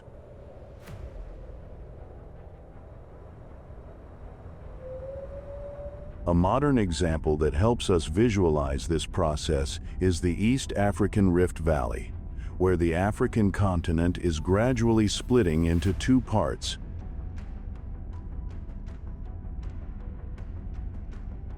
But the scale of Pangaea was far greater. This was not the division of a single region. It was the restructuring of nearly all the land on the planet.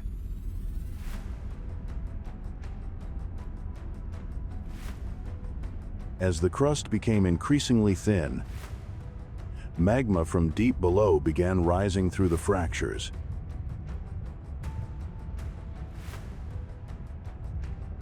A series of eruptions lasting hundreds of thousands of years formed the Central Atlantic Magmatic Province, or CAMP, one of the largest magmatic provinces ever recorded in geological history.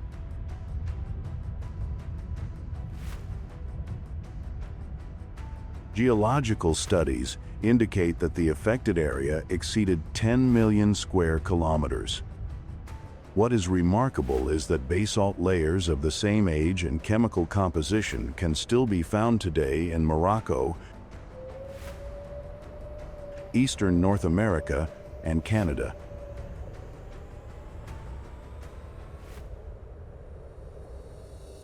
Although they are now separated by the vast Atlantic Ocean, they once belonged to the same geological system before the continents drifted apart.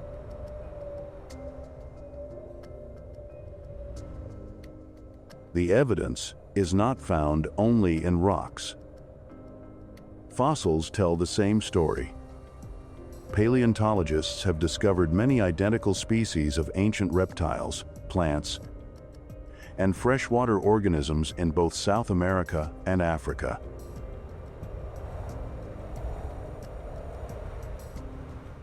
Their presence on opposite sides of the modern Atlantic Ocean provides powerful evidence that these lands were once connected. Then, as the fractures widened, seawater began flooding into the newly formed lowlands. Small lakes became narrow bays, which gradually linked together into long marine corridors. Over time, the distance between the continental blocks continued to grow.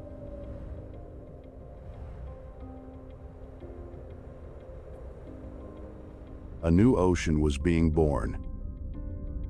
The Atlantic Ocean of today, stretching thousands of kilometers across, actually began as tiny fractures that would have been almost impossible to notice on the surface of Pangaea.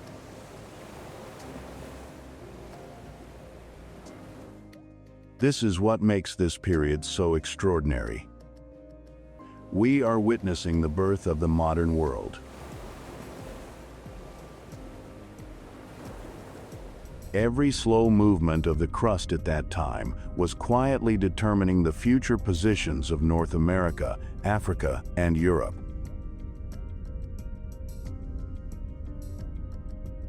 But this event did not merely reshape the geography of the planet. It also unleashed geological forces powerful enough to alter the global climate and pave the way for one of the greatest turning points in the history of life.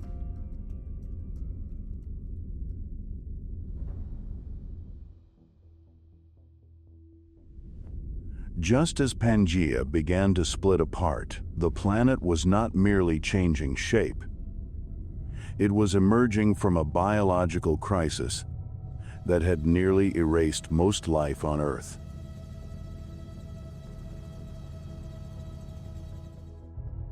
Around 201 million years ago, the boundary between the Triassic and Jurassic periods marked one of Earth's Big Five mass extinction events.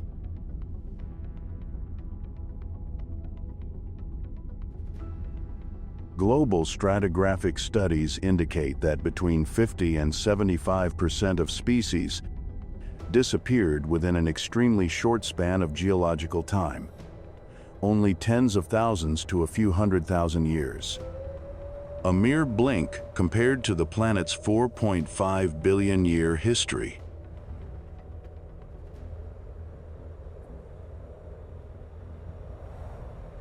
What makes this event particularly remarkable is that no asteroid has been identified as the primary cause.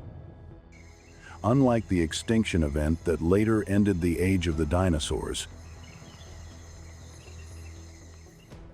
as the supercontinent stretched apart, enormous fractures opened like cracks, spreading across a sheet of glass under pressure. Through these openings, magma from deep within the mantle surged to the surface, creating one of the largest volcanic systems ever recorded. The Central Atlantic Magmatic Province, or CAMP.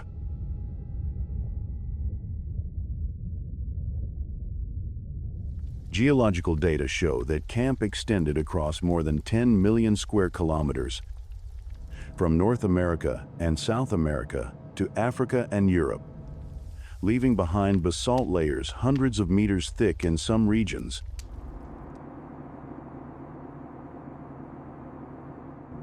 Repeated eruptions released vast quantities of carbon dioxide and sulfur dioxide.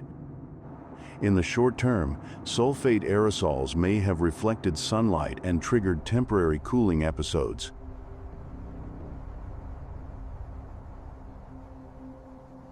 Over the long term, however, carbon dioxide accumulated in the atmosphere and oceans, disrupting the entire climate system.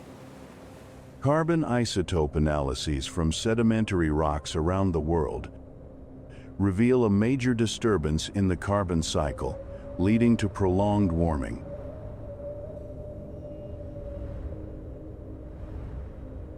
Global average temperatures are estimated to have risen by approximately 3 to 4 degrees Celsius during peak intervals, enough to restructure the planet's entire ecosystem.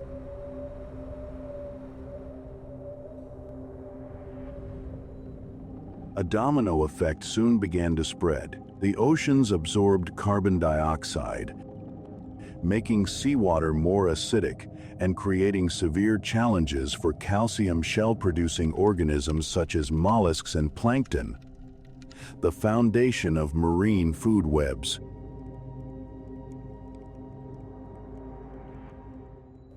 On land, climates became increasingly extreme, alternating between prolonged droughts and unusually intense periods of rainfall. The fossil record preserves a picture of disruption. Many large reptile groups that had dominated the late Triassic either disappeared or suffered severe declines.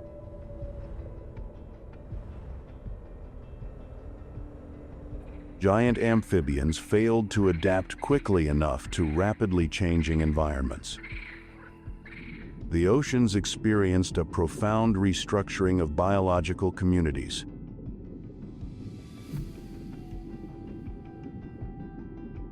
Most importantly, this was not a single catastrophic event, but a process that lasted long enough for each new generation to face an Earth different from the one known by the generation before it.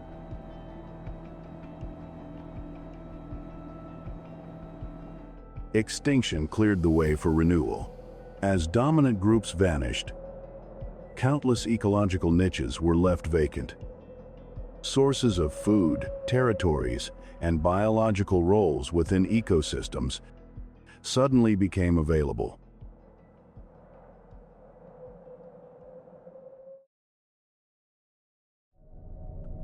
The fundamental difference from the modern Earth lay in a factor that seems deceptively simple: distance from the ocean.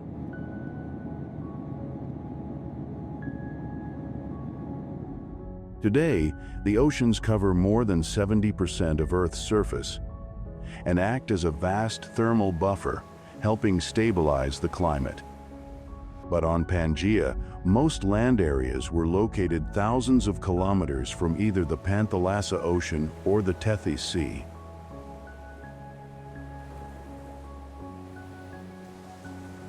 Moisture could not penetrate far into the continental interior, and without the moderating influence of the oceans, the climate began to shift into an extreme state. Paleoclimate models and sedimentary evidence suggest that the interior of Pangaea may have been as arid as, or even more arid than, the modern Sahara Desert. During the day, the land surface absorbed heat intensely, causing temperatures to rise rapidly. At night, without oceans to retain warmth, the ground cooled abruptly. This contrast created enormous temperature differences between day and night, and between summer and winter.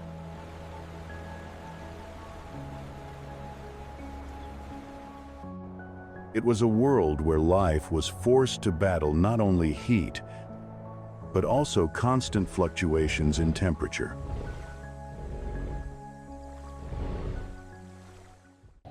Rare rainstorms created temporary lakes, but they quickly vanished beneath the scorching sun. This was not a collection of isolated deserts, but a vast arid belt covering the core of the supercontinent. Meanwhile, along the coastal regions near Panthalassa and Tethys, moisture was far more abundant and temperatures were more stable, creating conditions favorable for forests to thrive. Fossil evidence from the early Jurassic indicates that coastal regions supported much richer vegetation than the interior, with denser ecosystems and significantly greater biodiversity. On Pangaea, change did not occur from one continent to another. It occurred across relatively short geographic distances on a planetary scale. But the most powerful force shaping the climate was not simply aridity. It was a global monsoon system.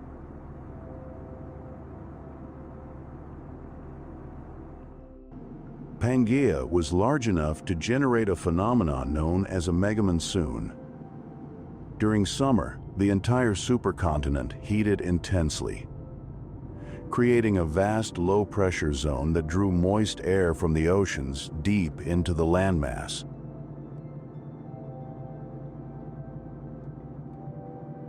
By the time they reached the center of Pangaea, they had become hot and dry air currents. This was the climatic paradox of a supercontinent: seasonal flooding in some regions and prolonged drought in others. They directly shaped life after the Triassic-Jurassic mass extinction. Coastal organisms had to adapt to extreme rainfall and seasonal variability.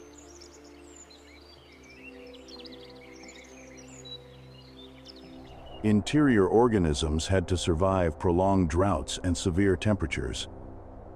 Each region became its own evolutionary laboratory, where only species flexible enough to adapt could endure.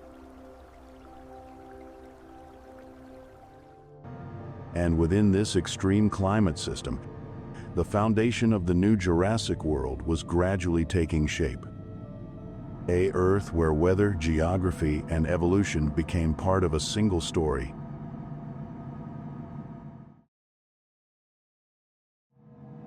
After Pangaea entered its supercontinental climate phase, Earth was no longer shaped solely by geography or temperature. The factor that now enveloped every aspect of life was the atmosphere, a layer of air that carried within it the legacy of the Camp catastrophe and an entirely new global climate system.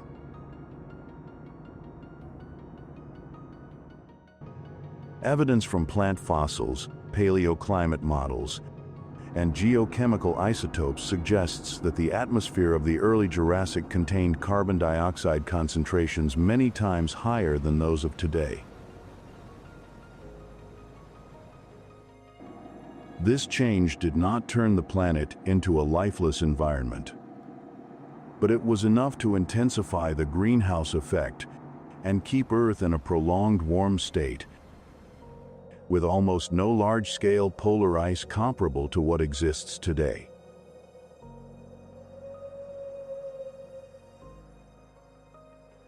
The sky reflected that instability as well. In many regions, volcanic dust, sulfate aerosols from post-camp eruptions, and geological dust suspended in the atmosphere may have scattered sunlight more intensely.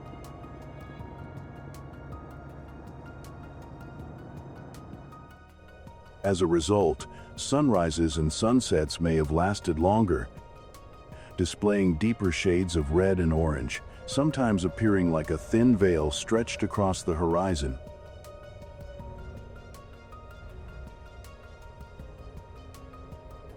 But the factor that most clearly shaped life on Pangaea was the enormous temperature contrast between the continental interior and the surrounding oceans, which generated immense monsoon systems known as megamonsoons. During summer, the entire supercontinent heated rapidly, creating a vast low-pressure zone stretching across thousands of kilometers.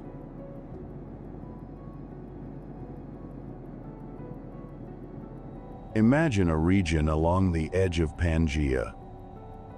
After months of drought, rivers have been reduced to cracked channels in the earth. Then, within only a few days, dense masses of clouds sweep in. Rain is no longer a scattered event, but becomes a prolonged sequence of storms capable of transforming dry land into a network of flood-swollen rivers within a short period of time. Sedimentary rock layers, preserved today in many regions that once formed the margins of Pangaea, still clearly record the alternation between drought deposits and flood deposits, the geological signature of this extreme climate cycle. But the farther inland one traveled, as moist air masses gradually lost their water during their long journey across the continent, they transformed into hot, dry air currents.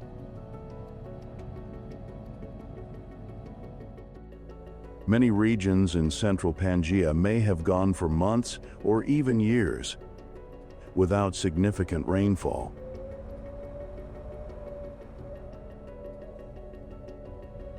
Seasonal lakes appeared and vanished.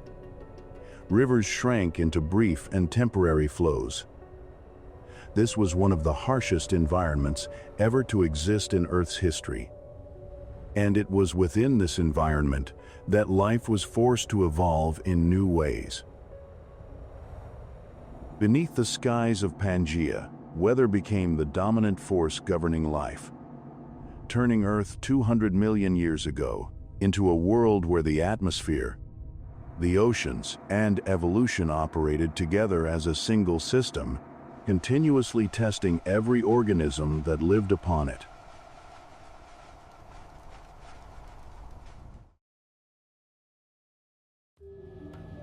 After the storms and extreme climate cycles of Pangaea, Earth 200 million years ago was not only different in its weather, it was different at the most fundamental level, its vegetation. Plant fossil evidence shows that ecosystems at this time were still dominated primarily by ancient plant groups such as ferns, cycads, ginkgos, and gymnosperms, especially primitive conifer forests.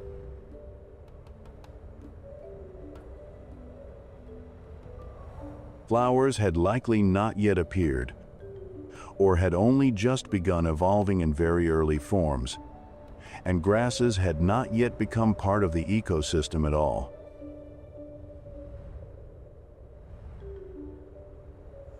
This made Earth's surface look dramatically different from what we see today.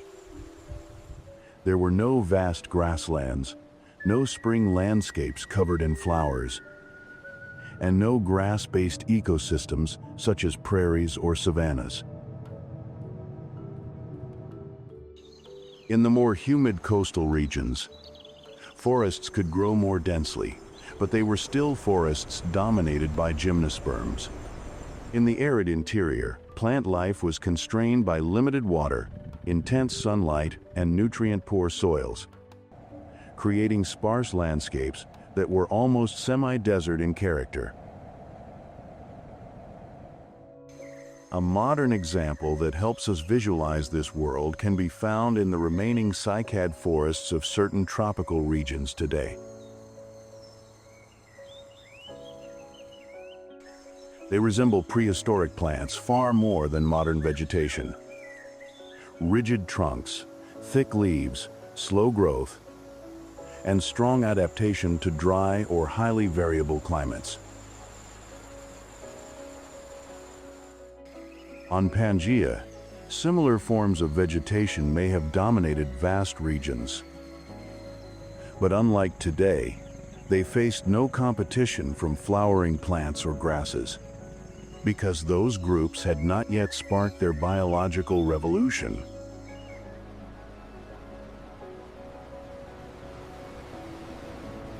Studies based on fossil pollen and fossilized leaves indicate that plant diversity at this time was significantly lower than it would become during the later Cretaceous period, when flowering plants underwent their great expansion.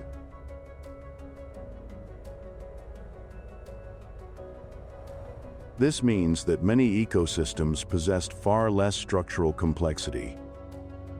There were no multi-layered grasslands, no seasonal carpets of flowers, and no ecosystems dependent on grasses like those that support modern herbivorous animals.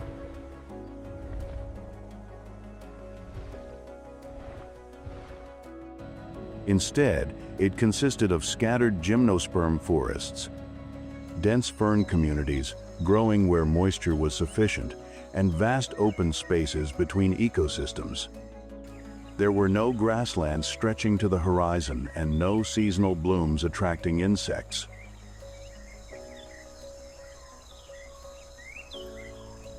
It was an Earth standing on the threshold of a great biological transformation, where ancient vegetation was gradually giving way to a future that had never existed before.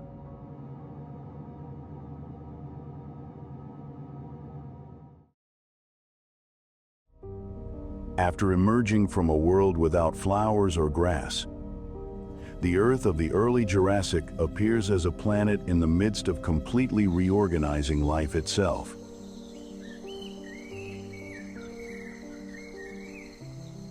Dinosaurs had already appeared and expanded rapidly following the Triassic-Jurassic mass extinction. But one fact is crucial: they had not yet achieved absolute dominance.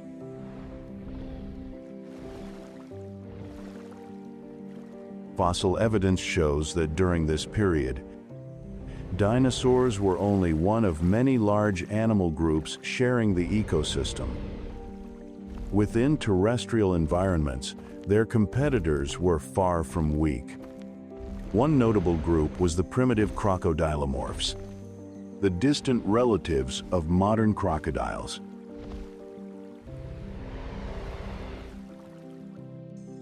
At the same time, some surviving therapsids, descendants of the group that had once dominated before the age of dinosaurs, continued to exist in scattered populations, although they had been greatly reduced by successive biological upheavals.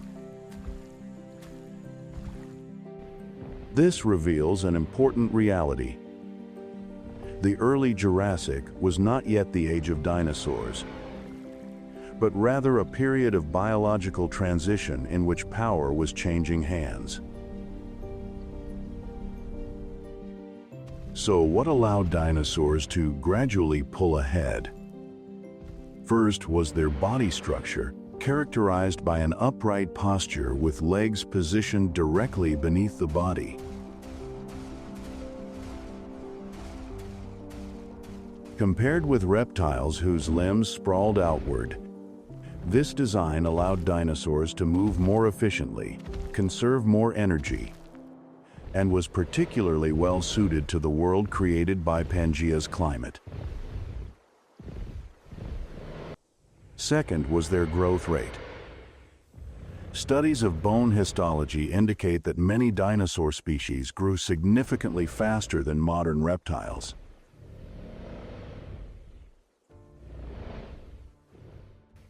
This enabled them to shorten the vulnerable stage of life when they were young and susceptible to predation, while rapidly reaching sizes large enough to gain ecological advantages. Dilophosaurus, reaching approximately 6 meters in length, and serving as one of the earliest apex predators of the Jurassic, and the last surviving Plateosaurus, living remnants of the Triassic, slowly fading from existence.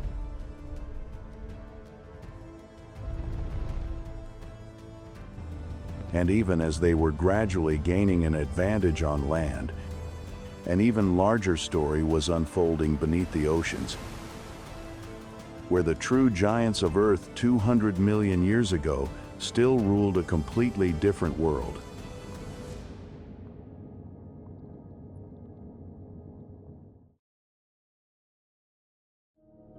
In Panthalassa and the Tethys Sea, ecological power was no longer an open competition. It had already formed true predatory empires. The oceans belonged to an entirely different evolutionary lineage: marine reptiles.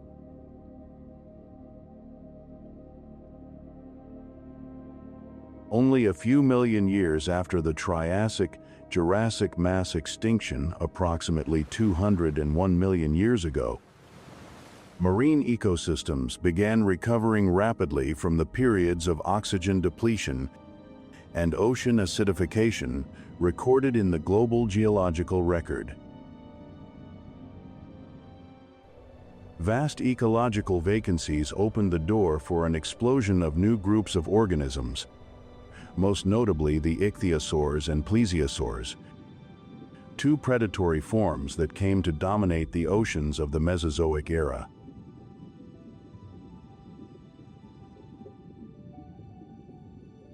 Although they were reptiles, they evolved bodies remarkably similar to those of modern dolphins: streamlined shapes, highly efficient swimming fins, and impressive speed.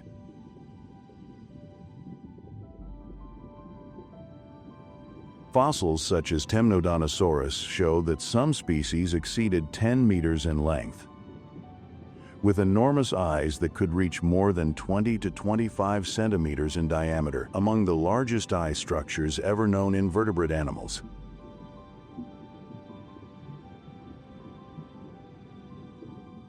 Alongside speed and vision, plesiosaurs adopted an entirely different strategy. They were not the fastest pursuit predators, but masters of controlling space beneath the water. With forelimbs transformed into powerful paddles and robust bodies, plesiosaurs moved like birds flying through the sea. Some species evolved extraordinarily long necks, composed of dozens of vertebrae, allowing them to approach prey without bringing their entire bodies close.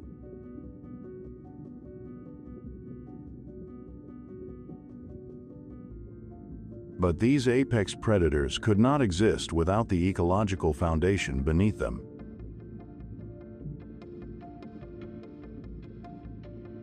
And that foundation was built by ammonites, one of the most abundant groups of animals in the Mesozoic oceans. They were shelled mollusks, distant relatives of modern squid and octopuses.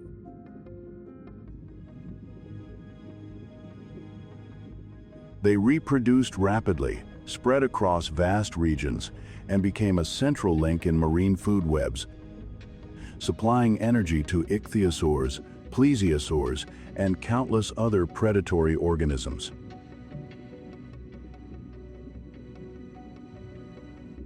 But the paradox of biological history is that the most dominant organisms are not necessarily the ones that endure the longest. Ichthyosaurs and plesiosaurs, despite once symbolizing the power of the oceans, would eventually disappear during later events of the Jurassic and Cretaceous periods.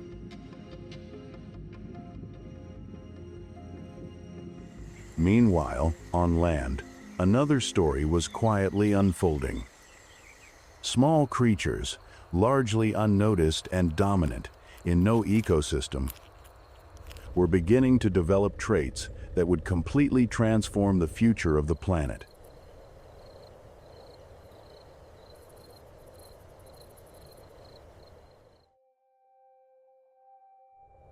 Beneath the layer of decaying leaves covering the conifer and fern forests of the early Jurassic, within ecosystems where dinosaurs were gradually expanding, lived animals only a few centimeters long.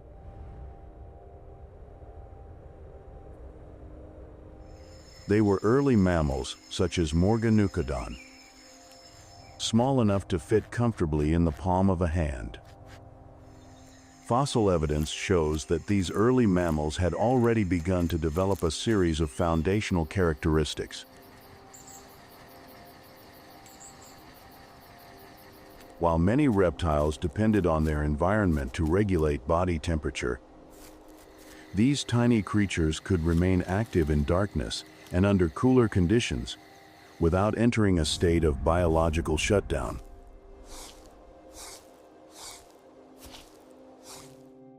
Some indirect evidence from bone structure and comparative physiology suggests that they may already have evolved primitive fur. Initially serving as a sensory structure, it gradually became insulation. This represented a major step forward. For the first time in evolutionary history, a group of small animals could carry their own layer of thermal protection, independent of the surrounding environment.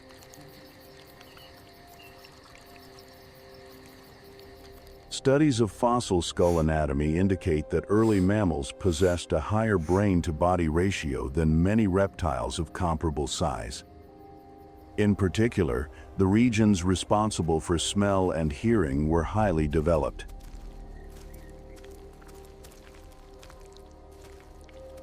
This was extraordinarily important in a world where vision could not always be relied upon.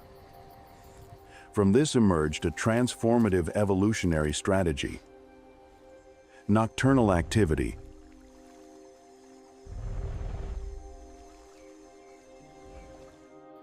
As dinosaurs and many large reptiles became less active after sunset, the world turned into the domain of these small creatures.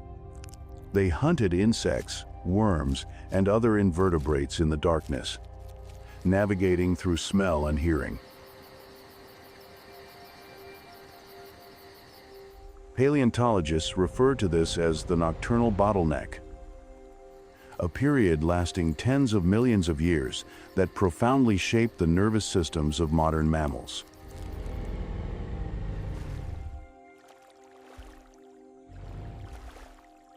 And as Earth continued to change with the gradual breakup of Pangaea, these nearly invisible creatures would become one of the most important answers to the planet's greatest question. After the age of giants, who would remain to shape the next world? Looking back at Earth 200 million years ago, we are witnessing a pivotal moment when the supercontinent Pangaea began to fracture, reshaping the entire surface of the planet.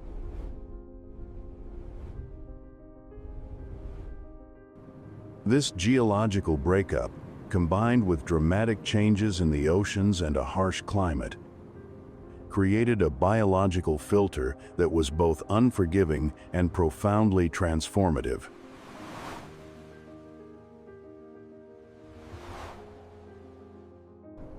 The catastrophic upheavals of the past not only helped shape the map of the modern world, but also stand as a testament to an enduring rule of nature.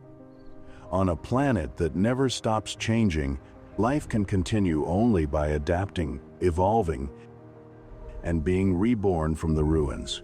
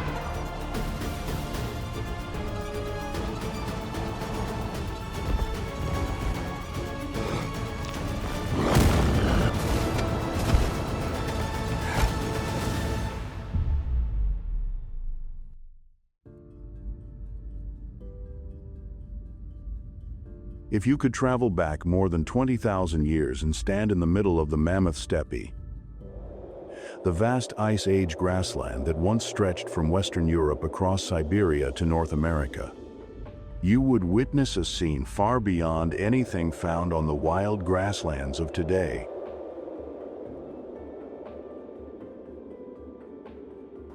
Through the freezing morning mist of the Ice Age, the ground would tremble beneath the rhythm of heavy footsteps as enormous dark silhouettes slowly approached.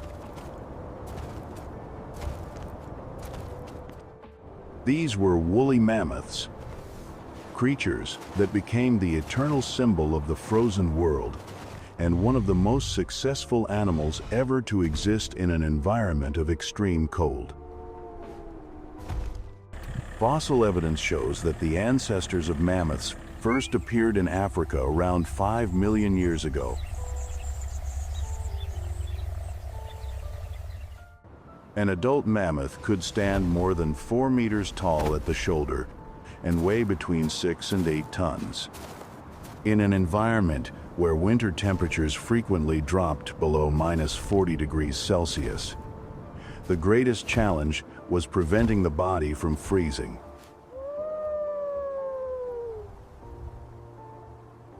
Their coat consisted of 2 distinct layers. The outer layer was made up of long hairs that could reach nearly 1 meter in length, functioning as a shield against wind and snow. Beneath it lay a dense undercoat that trapped warm air close to the body. Their adaptations were also reflected in details that might seem very small.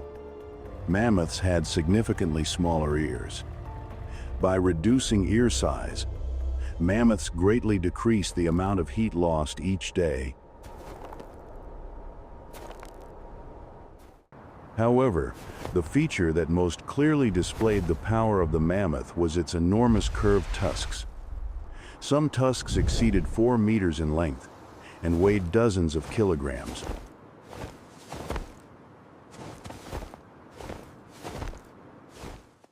Modern studies of wear patterns on these tusks have revealed a fascinating story. During winter, when the grasslands were buried beneath deep snow, mammoths used their tusks to sweep snow aside and open pathways to the food hidden below. They also used their tusks to clear routes for the herd, and to protect young calves from predators.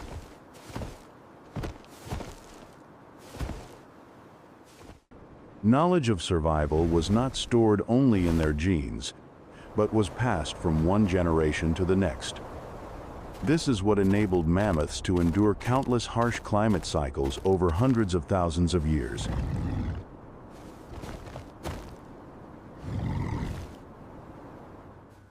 When researchers decoded genomes from specimens preserved in the Siberian permafrost, they identified numerous genetic variants directly linked to cold tolerance, thick fur growth, fat storage, and body temperature regulation.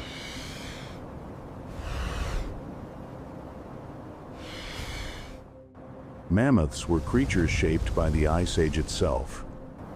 Yet, despite all of these advantages, these giants eventually disappeared from the planet.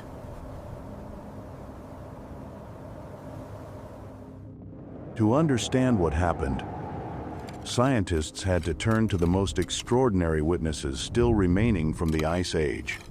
Bodies preserved almost perfectly in frozen ground for tens of thousands of years beneath the northern wilderness.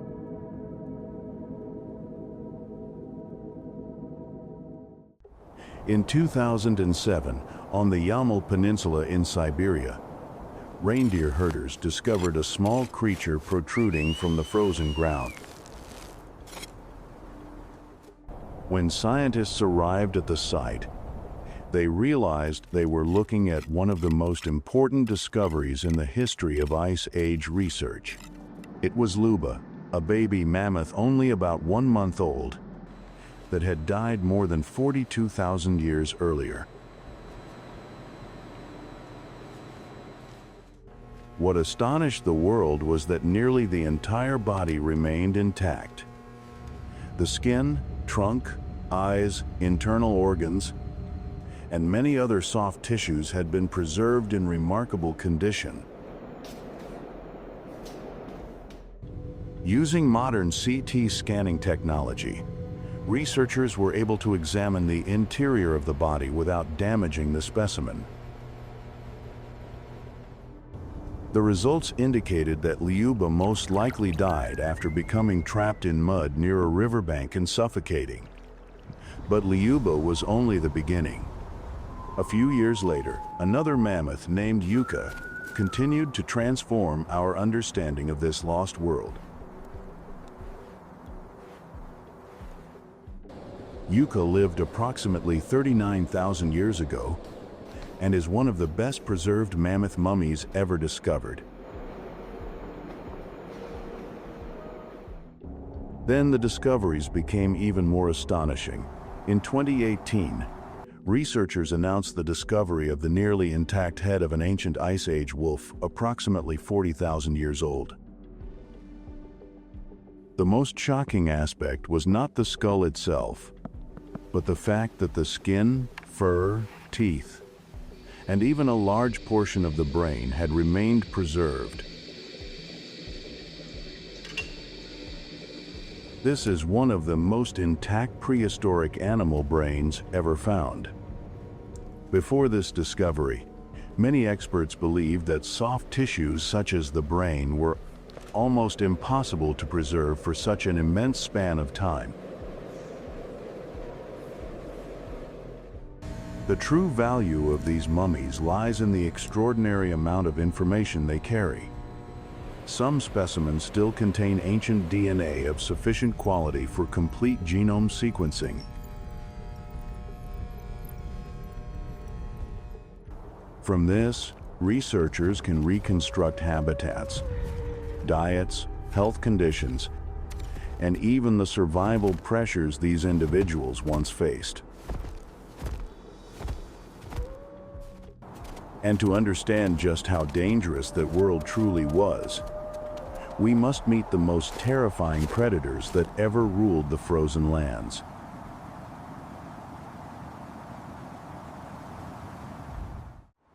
Among them, the most famous was Smilodon, commonly known as the saber-toothed cat.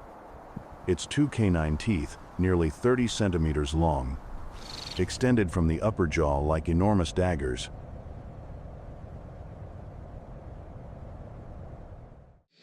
These teeth were relatively thin and could break under strong impact.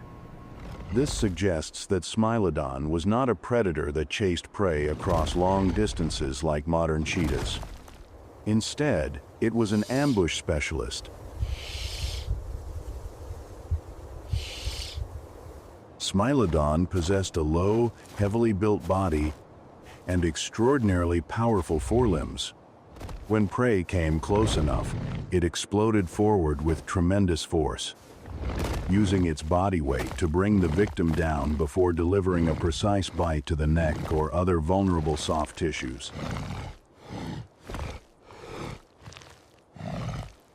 In North America, the dire wolf dominated in a different way.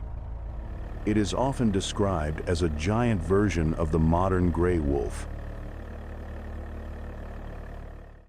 However, DNA research published in 2021 showed that it had a heavier body, a broader skull, and jaws designed to crush bone more efficiently.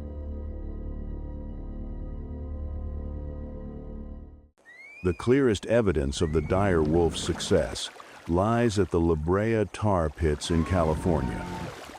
Thousands of skeletons of this species have been excavated from ancient natural asphalt traps.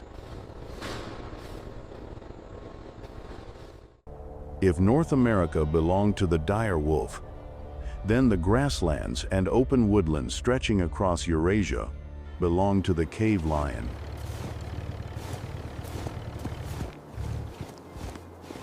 Some males may have exceeded 300 kilograms, making them significantly larger than many modern African lions.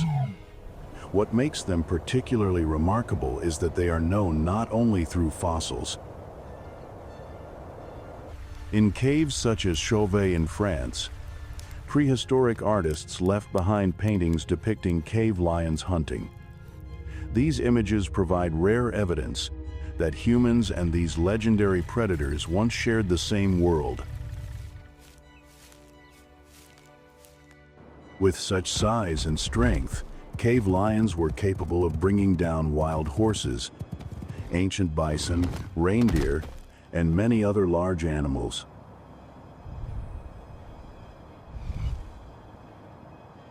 Some studies even suggest that they were capable of attacking young mammoths when opportunities arose.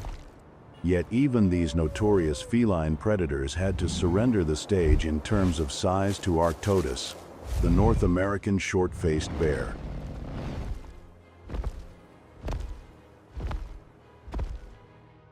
When standing on its hind legs, some individuals could exceed 3 meters in height. For many years, Arctodus was considered the most terrifying superpredator of the Ice Age.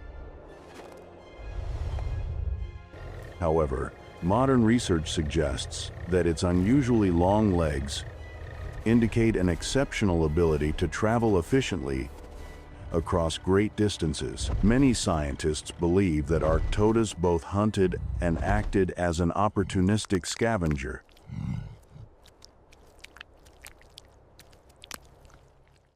What is truly astonishing is that the Ice Age did not create only gentle giants roaming the grasslands.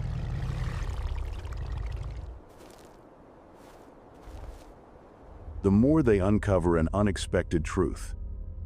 Alongside these legendary killers lived animals so strange in appearance that they seemed to belong to an entirely different planet.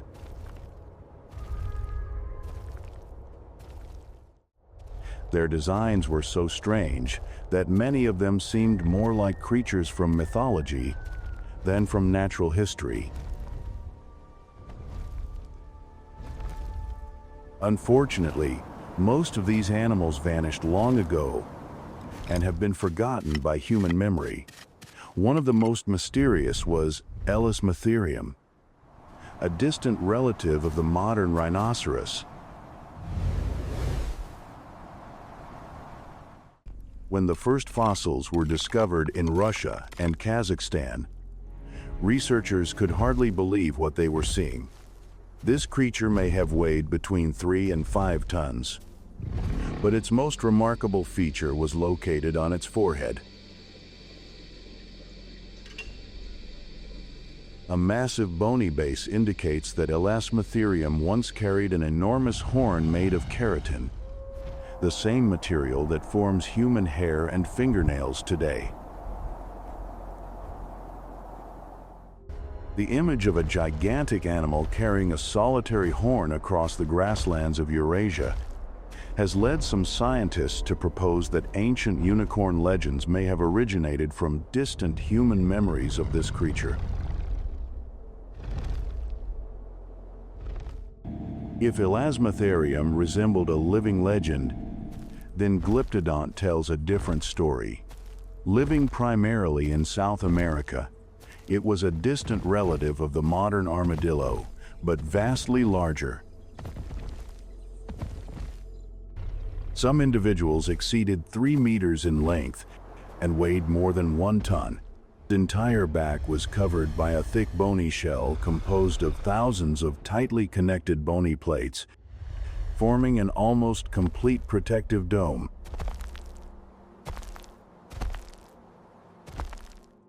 The end of the tail developed into a heavy bony club armed with sharp spikes, functioning much like a medieval war mace.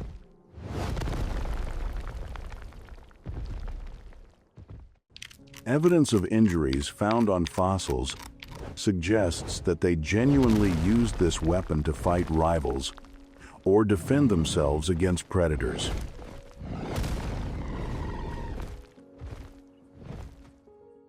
The strangeness of the Ice Age was also embodied by Megatherium, the giant ground sloth that once wandered across the plains of South America. An adult Megatherium could weigh more than 4 tons, and when standing on its hind legs, it could reach a height of approximately 6 meters. Its curved claws, stretching dozens of centimeters in length, once led many people to imagine it as a monstrous predator. However, analyses of its teeth and jaw structure reveal that it was primarily a plant eater. Its enormous claws were used to pull down branches, break apart tree trunks, or defend itself when threatened.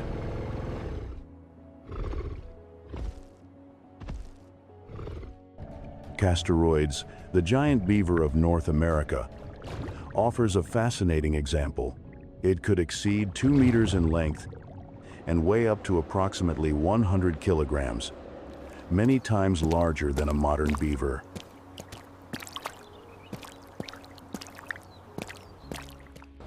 Then there was Macrauchenia, a creature that puzzled even Charles Darwin when he studied South American fossils during the 19th century.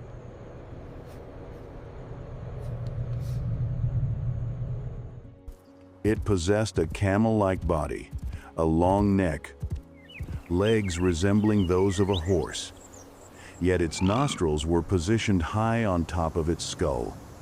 Macrauchenia turned out to be the last representative of a lineage of South American hoofed mammals that had evolved independently for millions of years.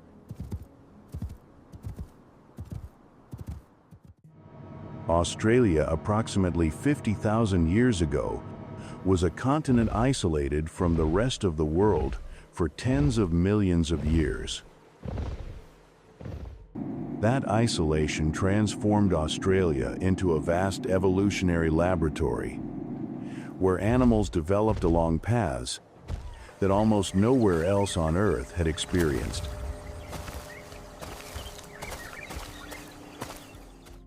At the top of this world stood Diprotodon, the largest marsupial ever to exist. With a length exceeding 4 meters and a weight approaching 3 tons, Diprotodon was comparable in size to a modern rhinoceros.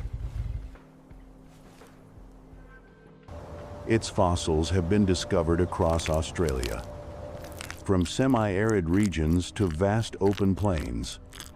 Studies of its teeth and skull indicate that it was a herbivore, using its powerful incisors to cut leaves, branches, and shrubs. But if Diprotodon reminds us of a familiar mammal enlarged to an extraordinary scale, Procoptodon seems more like a creature from another world. It was the largest kangaroo ever known, standing more than 2 meters tall and weighing over 200 kilograms. Its short face, more forward-facing eye sockets, and unusual foot structure made it very different from modern kangaroos. And Australia produced one of the strangest predators in mammalian history, Thylacoleo, often called the marsupial lion. What it possessed was even more astonishing. Studies of its skull indicate that, relative to body size, Thylacoleo may have had one of the most powerful bites of any mammal ever known. Yet perhaps the most astonishing creature in Australia was a reptile, Megalania, an ancient relative of the Komodo dragon and the largest lizard ever known.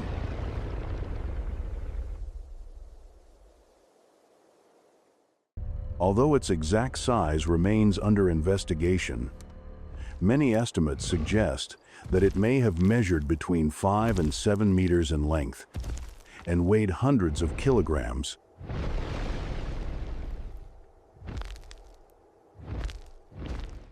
With jaws filled with sharp teeth and an enormous body, Megalania stood near the top of the food chain in ancient Australia.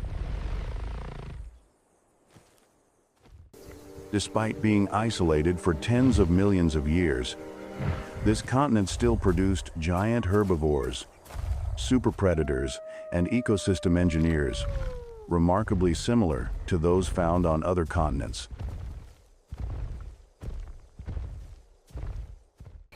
And then, while the giants of Australia ruled their land, a new creature began to appear, one that would become the force that changed the fate of nearly every great beast on the planet: humanity.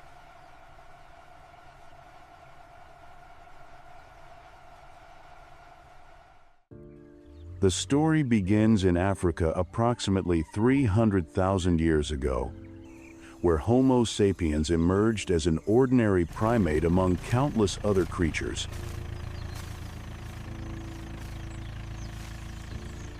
No one could have predicted that a few 100,000 years later, their descendants would set foot on nearly every continent on the planet. From Africa, human groups gradually moved into the Middle East, spread across Eurasia, reached Australia around 65,000 years ago, and eventually crossed the land bridge of Beringia connecting Siberia and Alaska to enter the Americas during the final stages of the Ice Age. For a long time, many people believed that mammoths, woolly rhinoceroses, and cave lions belonged to an era so distant that it was completely separate from humanity. But the evidence today reveals the opposite. Humans did not arrive after the age of the beasts.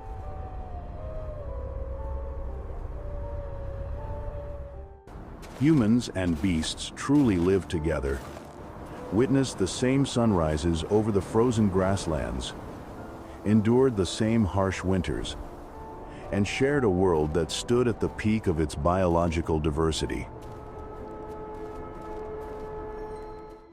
The clearest evidence comes from numerous archaeological sites stretching from Europe to North America.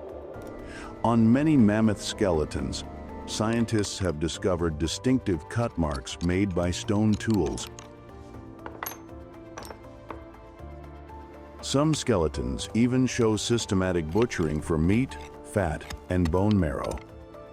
At Mirovia in Ukraine, prehistoric people used hundreds of mammoth bones and tusks to construct shelters.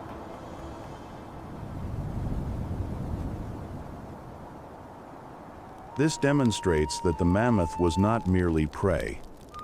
It was a source of food, building material, fuel, and resources that helped humans survive in a harsh climate. An adult mammoth could stand more than 4 meters tall, and a single charge could easily be fatal. So, what enabled Homo sapiens to succeed? Humans could plan, divide responsibilities, and pass knowledge from one generation to the next. What made Homo sapiens different was not that they were the strongest, but that they were the most adaptable. While most animals had to change their bodies to adapt to the environment, humans changed their behavior.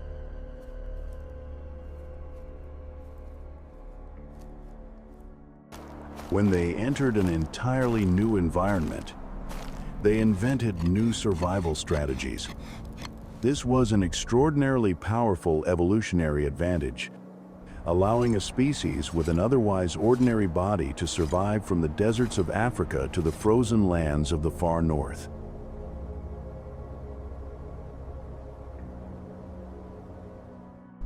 But then the global climate began changing at an increasingly rapid pace. Vast grasslands gradually shrank, familiar habitats disappeared, and the foundations of an entire ancient world began to tremble. This was the beginning of a crisis that would alter the fate of nearly every great beast of the Ice Age.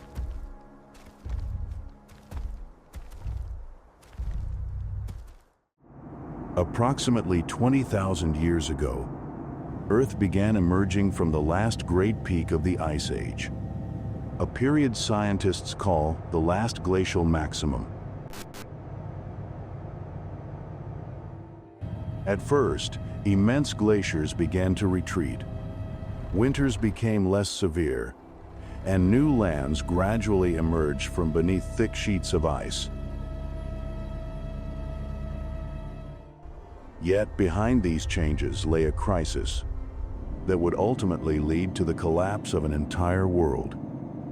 This time, the greatest enemy of the giant beasts was the transformation of the environment they had known for so long. The first change occurred within the very foundation of the Ice Age world, the Mammoth Steppe. As the climate warmed and precipitation gradually increased, shrubs and forests began to expand.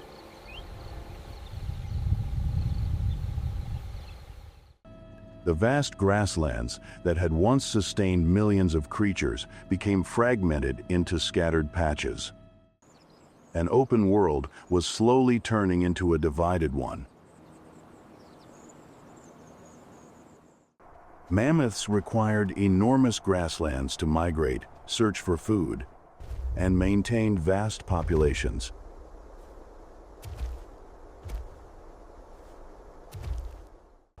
As their habitat shrank, their numbers began to decline. Other herbivores suffered the same fate, and as the herds diminished, the entire food chain above them began to tremble as well. Many animals during their final stages of existence were forced to alter their diets. Bodies designed for cold grasslands could not instantly become inhabitants of expanding forests.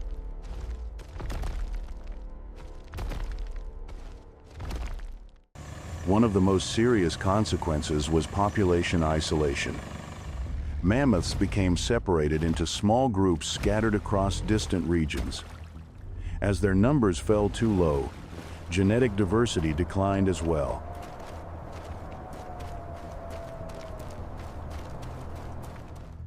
Ancient DNA analyses from the last mammoth populations on Wrangel Island reveal increasingly clear signs of inbreeding, weakening the survival prospects of the entire population.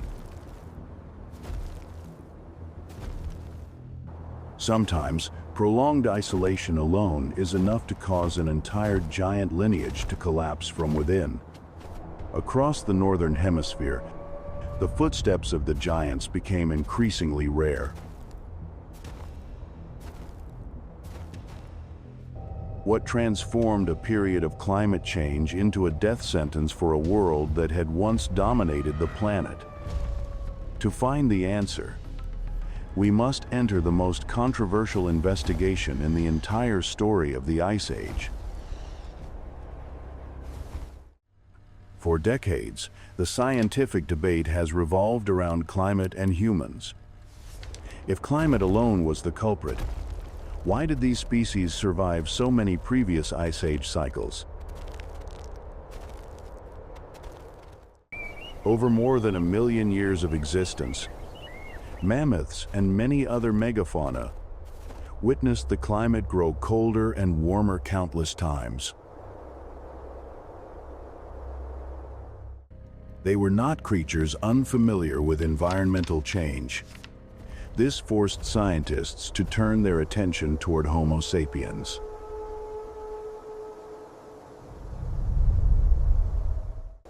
In Australia, most giant animals disappeared not long after humans arrived, approximately 65,000 to 50,000 years ago. In North America, the Great Wave of extinctions occurred after humans entered the continent. Archaeological evidence shows that humans genuinely hunted large animals.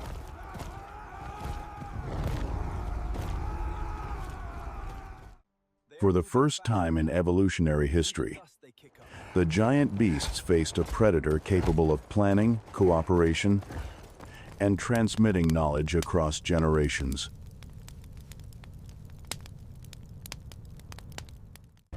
In fact, the number of confirmed hunting sites is insufficient to explain the full scale of the event. This has led to a groundbreaking conclusion. Climate and humans may have interacted with one another. Climate change weakened ecosystems first. Large animal populations became fragmented, habitats shrank, and food resources became less stable.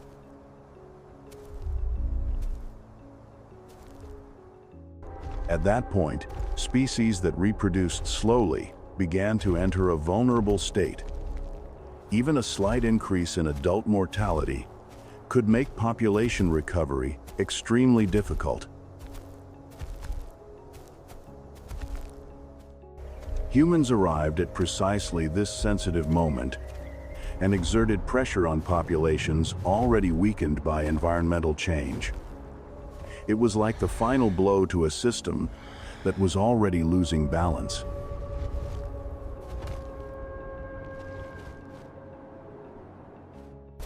This reveals that their disappearance was not a catastrophe that unfolded within a few generations. It was the final chapter of a process that lasted thousands of years.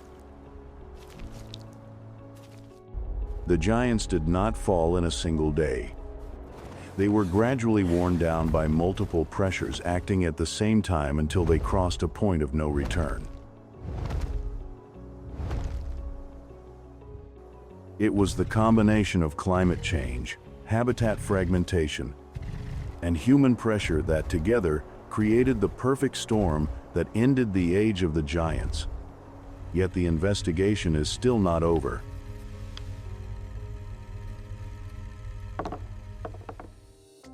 After tracing the path of the last great extinction, a deeper question emerges. Before the giants disappeared, what made them giant in the first place?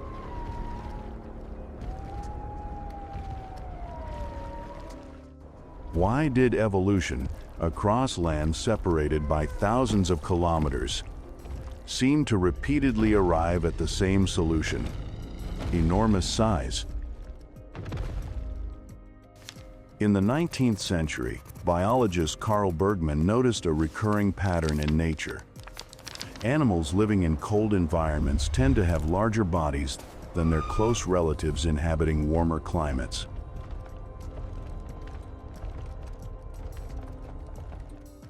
Today, this principle is known as Bergman's rule.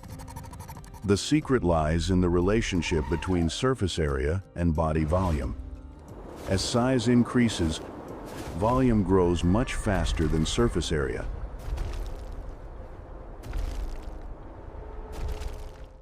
This means that a large body loses heat far more slowly.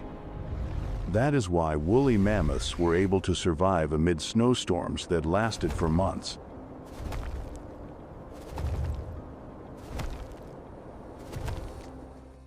Under those conditions, large size provided another advantage: the ability to store energy.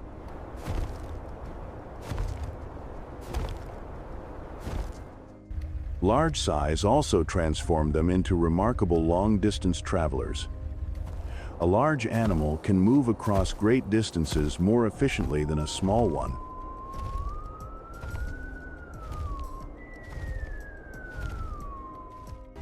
This helps explain why mammoth herds were capable of undertaking enormous migrations across the vast grasslands of the northern hemisphere.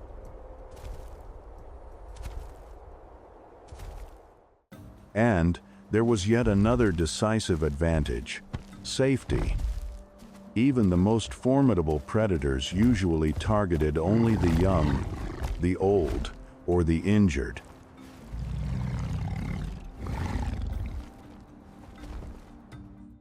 In the natural world, size is a form of armor.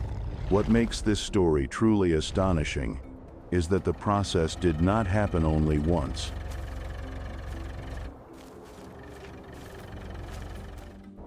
Evolution repeated the same solution in many different regions of the planet. Animal groups with no close relationship to one another still evolved gigantic bodies when confronted with similar harsh environments. Yet, evolution creates only the organisms best suited to present circumstances. And when those circumstances change, even the kings that once ruled an entire age can become memories buried deep beneath the earth.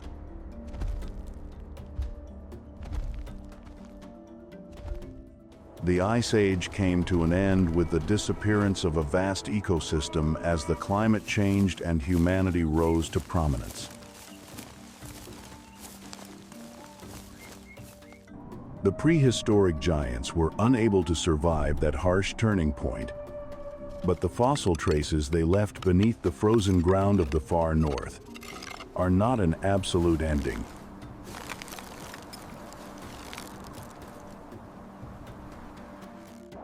They are evidence that life has always been intertwined with the great transformations of our planet.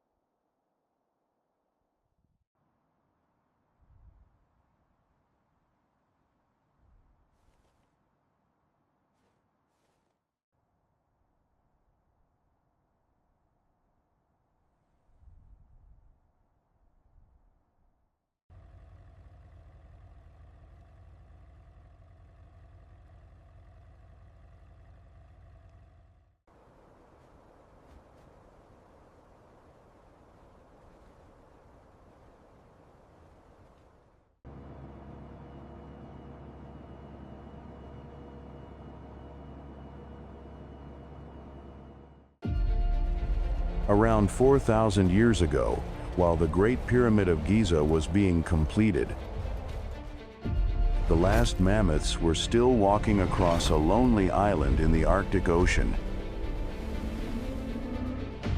They had survived hundreds of thousands of years of climate change and endured the Ice Age. But then they disappeared, leaving behind no witnesses and no written record. All that remains are fossils, ancient DNA preserved beneath frozen ground, and a mystery that science is still trying to unravel. What happened on the final day of the mammoths?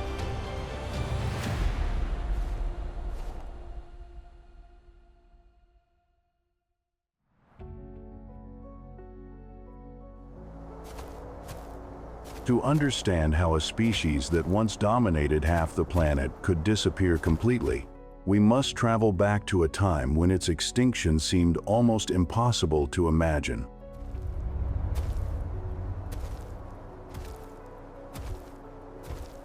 Throughout much of the Pleistocene Ice Age, woolly mammoths were the victors.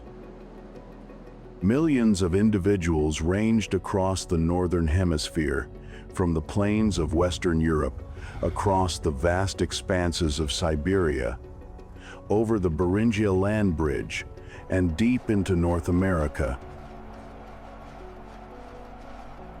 Their distribution stretched for thousands of kilometers. For hundreds of thousands of years, generation after generation of mammoths was born, matured, and migrated across a world that seemed unchanging. Scientists call that world the Mammoth Steppe. It is one of the greatest misconceptions about the Ice Age.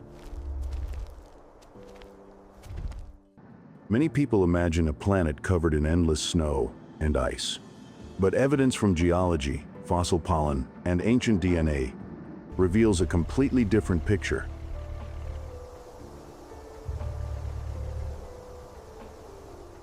Stretching from Europe all the way to North America was a vast cold grassland ecosystem that was dry and rich in nutrients.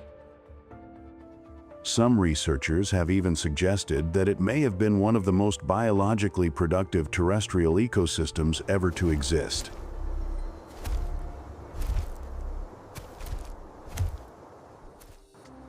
An adult mammoth could weigh between 6 and 8 tons.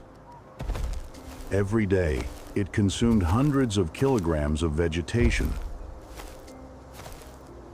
During winter, its curved tusks, which could reach several meters in length, were used to sweep away snow and expose the plants beneath.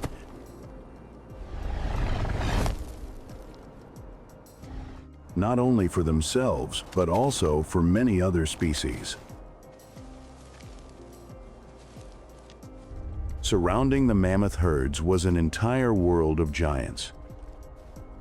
Across those frozen grasslands, woolly rhinoceroses used their enormous horns to dig through snow in search of food.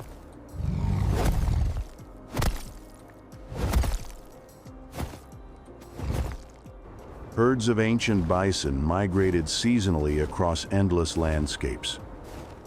In the darkness, cave lions and ancient wolves watched every step of the old, the weak, and the injured. Mammoths were also equipped almost perfectly for life in this environment.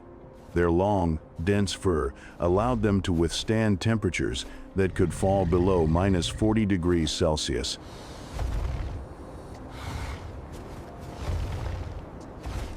A layer of fat beneath the skin, dozens of centimeters thick, acted as a natural insulating coat. Genetic studies have even shown that many of their genes were specially adapted to cold climates. They lived in family groups similar to those of modern elephants. Even the empire of the giants that once ruled the north carried within it a fatal weakness that they could not see. And when the world began to change, the fate of the mammoths began to change with it.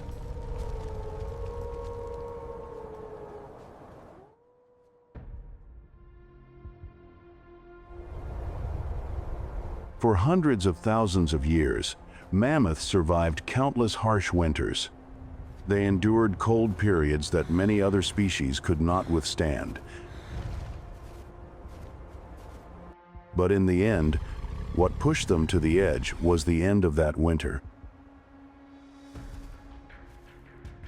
As the last ice age reached its peak, enormous ice sheets covered much of North America and Northern Europe. Then Earth's climate machine began to change. Global temperatures gradually rose, and massive glaciers started to melt. Eventually, Earth entered the Holocene, the warm climatic period that continues to this day. Sea levels rose by more than 120 meters, and lands that once connected continents disappeared beneath the ocean. And the first victim was not the mammoth itself, but the world that had sustained it. The mammoth steppe, the vast cold grassland ecosystem that once stretched from Europe to North America, began to shrink.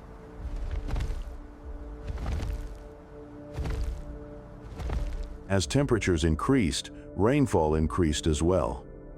Areas that had once been dry became wetter. Shrubs spread rapidly, followed by birch forests and pine forests that gradually advanced northward. For mammoths, a greener planet was a sign of crisis. The giants that once dominated the Ice Age did not die because vegetation disappeared. Mammoths were highly specialized herbivores that depended on nutrient-rich grasslands to sustain bodies weighing many tons. As grasslands were replaced by shrubs, mosses, and open forests, food did not vanish entirely, but it became more scattered and provided less energy. Mammoth herds began to become isolated into smaller groups, and gene flow between regions declined. Populations that had once been part of an empire spanning the northern hemisphere became biological islands separated within a rapidly changing world. And at that very moment, a new pressure emerged: humans. Groups of Homo sapiens were also expanding their range northward. Archaeological evidence from Europe, Siberia, and North America shows that humans hunted mammoths for many millennia. Researchers have discovered hunting spears, mammoth bones bearing cut marks from stone tools, and large-scale butchering sites. Today, scientists still debate the precise extent of the impact of hunting. However, most agree that when a species has already been weakened by environmental change, even a relatively small additional pressure can produce enormous consequences. This was especially true for mammoths. They matured slowly, carried pregnancies for nearly 2 years, and produced very few offspring throughout their lives.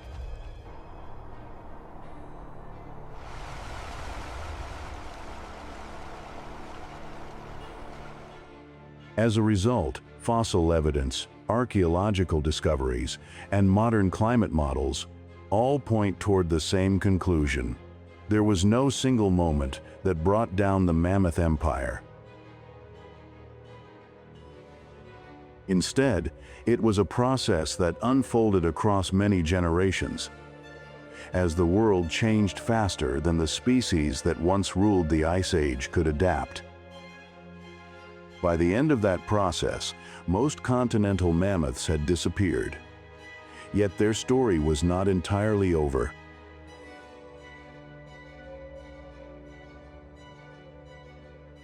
In a remote place on the edge of the Arctic Ocean, a small group had accidentally escaped the collapse that was sweeping across the rest of the world.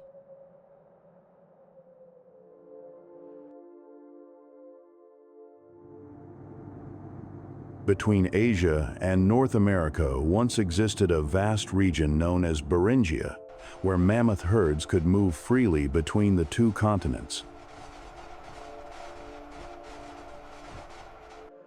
But as glaciers melted and sea levels rose, most of this land was submerged. The remaining hills and higher ground became isolated islands scattered across the Arctic Ocean. One of them was Wrangel. While the grasslands on the mainland were gradually replaced by forests and shrubs, Wrangel retained many characteristics of the Old World.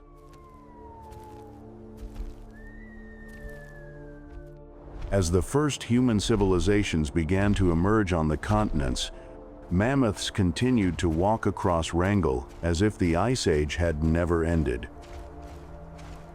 When the people of Mesopotamia were building the first cities, mammoths were still grazing on the windswept plains of the Arctic. When the first monuments of ancient Egypt appeared along the Nile, they continued to reproduce and raise new generations.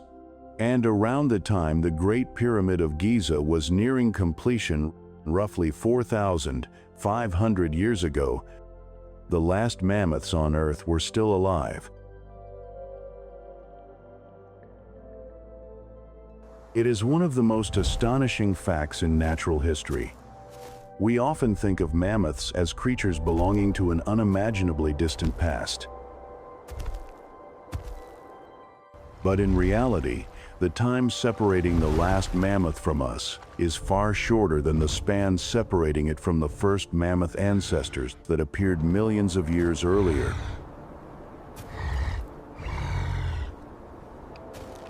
Wrangel was like a fragment of the Ice Age trapped within the flow of time, a biological time machine existing within a modern world that was beginning to take shape.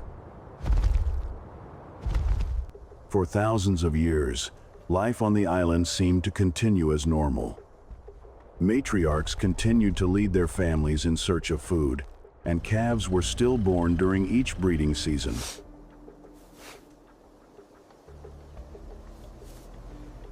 In the short term, the island's ecosystem was capable of sustaining life. But over the long term, every resource had limits. On the mainland, animals could migrate elsewhere. On Wrangel, however, the ocean surrounded them on all sides. Modern ecological models suggest that the island's mammoth population may have fluctuated around only a few hundred individuals for many generations.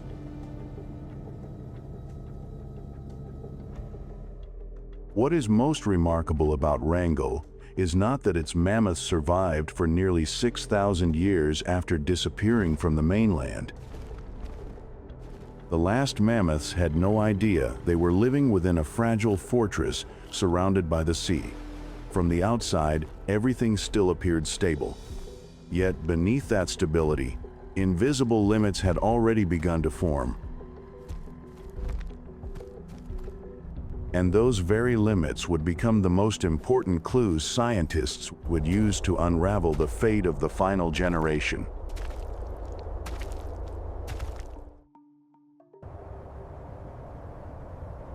There were no signs of an apocalyptic disaster. Beneath the cold Arctic sky, life continued according to the familiar rhythm that had endured for thousands of years. And that very normalcy was the most tragic part, because the final day of the mammoths did not begin with the death of the last individual. It began long before that, when the population became too small to secure its own future. Throughout thousands of years of isolation on Wrangel, the mammoth population likely fluctuated around only a few hundred individuals. Modern population models often estimate that this population remained between roughly 200 and 500 animals for most of its existence. At first glance, that may not seem like an especially small number, but for a giant animal that reproduced slowly, carried pregnancies for nearly 2 years, and required many years to reach maturity, it was an extremely fragile state.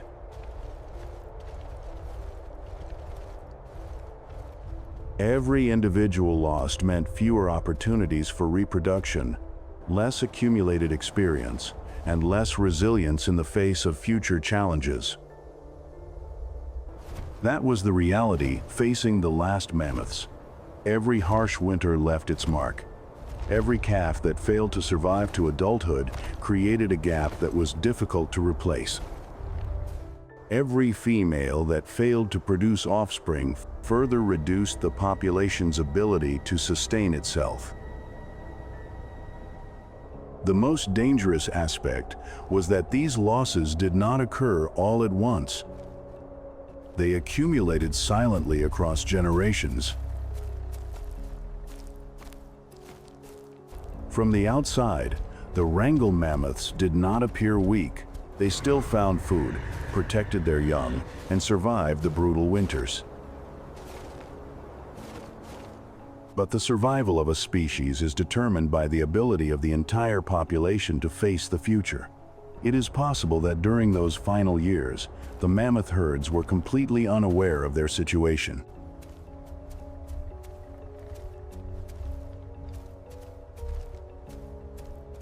The calves born on Wrangell did not know they were the final generation of a lineage that had once dominated half the planet.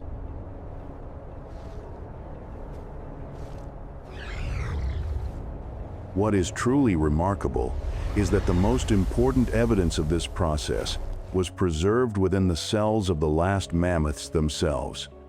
For thousands of years, that secret remained silent beneath the Arctic ice. Only when science learned to read the language of ancient DNA did researchers gain the opportunity to see the traces that time had recorded inside the bodies of this final generation.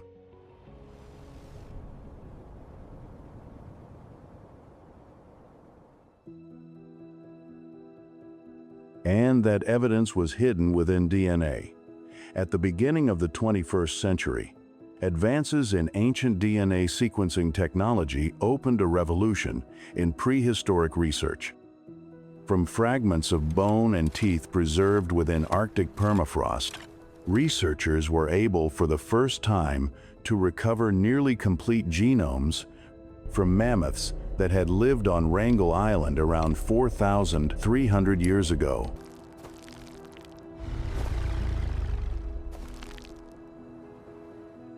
More importantly, they could compare these genomes with the DNA of older mammoth populations that had lived tens of thousands of years earlier when the species was still abundant across the mainland. The results revealed that the last mammoths differed from their ancestors not only in numbers, but also at the genetic level. Analyses published during the 2010s showed that the Wrangell population had lost a significant portion of its genetic diversity compared with its mainland ancestors. At the same time, the number of potentially harmful mutations had increased substantially. What was particularly notable was that these defects appeared in many important biological systems. Some genes associated with the sense of smell showed signs of reduced function. Later molecular biology experiments even demonstrated that at least one olfactory receptor gene in the Wrangell mammoths had lost its ability to function normally. Abnormalities also appeared in genes associated with immunity, body development, and other critical biological processes. Some studies identified mutations in genes involved in tissue formation, nervous system function, and cellular signaling.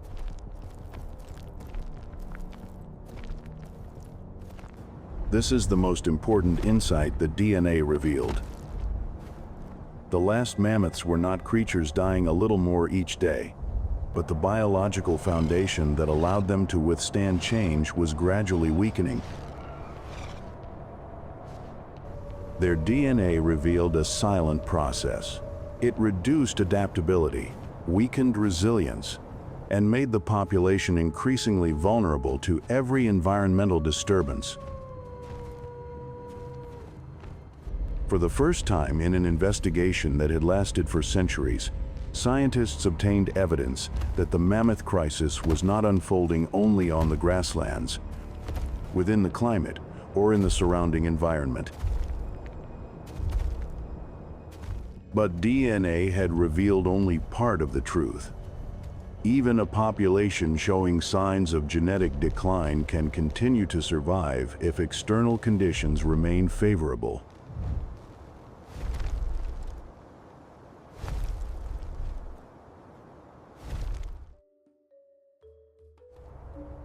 So what pushed them past the point of no return? For decades, the name that appeared most often was humans.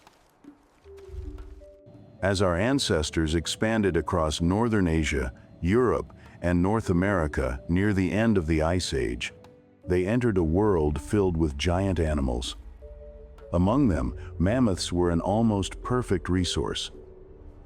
A single adult could provide tons of meat, enough to feed multiple families for weeks.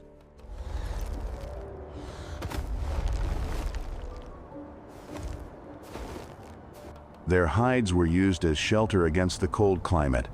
Their bones became tools and building materials. Their tusks were crafted into weapons, sewing needles, and jewelry. For hunter-gatherer groups, a mammoth was an entire storehouse of food and materials on the move. Archaeological evidence confirms this clearly. From Siberia to Eastern Europe and North America, researchers have discovered mammoth skeletons bearing cut marks from stone tools, spear points embedded in ribs, and butchering sites dating back tens of thousands of years. Some prehistoric settlements were even constructed from hundreds of mammoth skeletons. Humans hunted mammoths, but whether hunting caused their extinction is a completely different question. At their peak, mammoths existed in populations numbering in the millions across the northern hemisphere.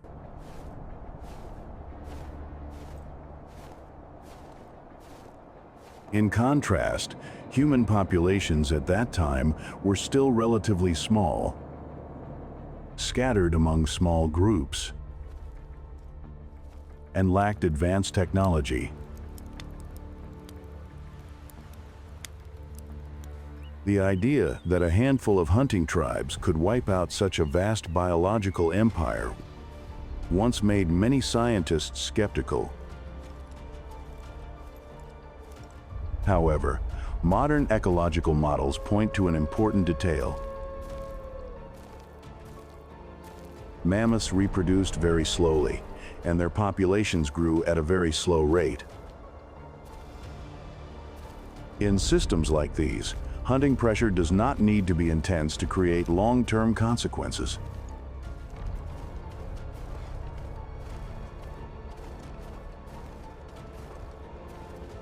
If humans hunted only a small number of additional adults each year, especially breeding females, the recovery rate of the entire population could be dramatically reduced across many generations.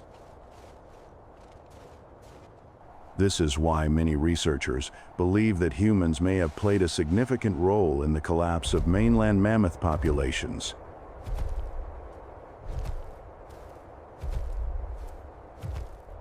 In many regions of North America and Northern Asia, the expansion of Homo sapiens occurred close to the period when numerous mammoth populations began to disappear.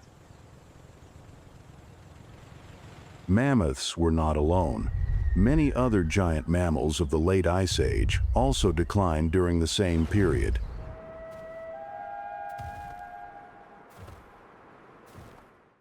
But if humans were truly the direct culprit, why did the final population survive for nearly 6,000 years after most of its relatives on the mainland had already vanished?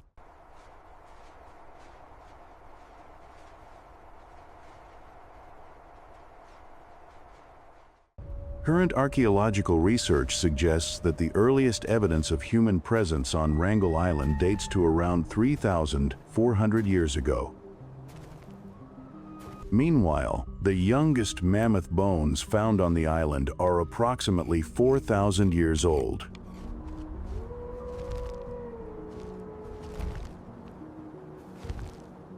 In other words, by the time the first humans arrived on Wrangel, the last mammoths had probably already been gone for centuries. The ultimate answer may lie in the combined effect of multiple causes. Causes that converged at precisely the moment when the mammoths no longer had the strength to withstand them.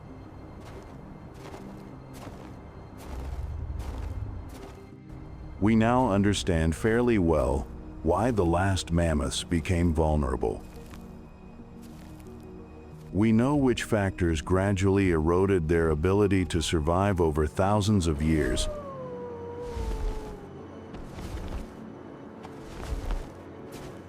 But what happened during the final months, the final seasons,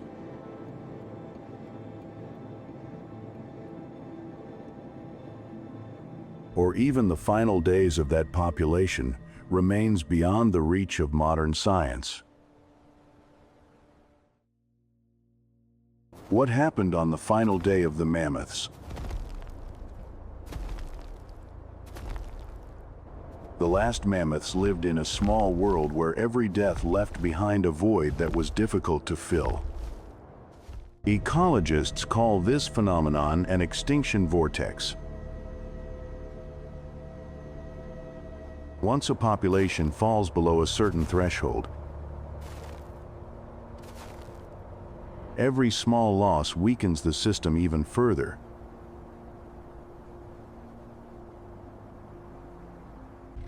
Fewer individuals lead to fewer opportunities for reproduction. Fewer offspring lead to lower genetic diversity. Lower genetic diversity reduces the ability to withstand disease, severe weather, and environmental change.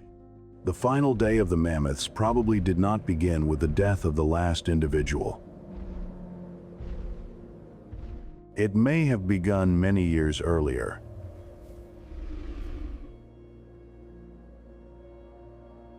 Perhaps it was the last successful breeding season, the final time a healthy calf was born. Or perhaps it was the moment the population fell below the threshold from which recovery was no longer possible, even if environmental conditions had become more favorable. And then, one day, on a cold island in the middle of the Arctic Ocean, the last individual continued living as it always had. It did not know it was the last one.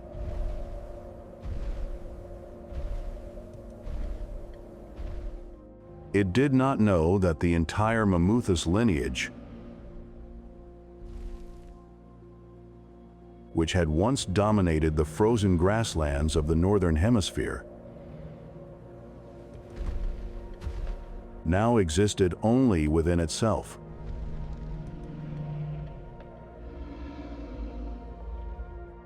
For that mammoth, it may have been nothing more than an ordinary day of foraging beneath the Arctic winds.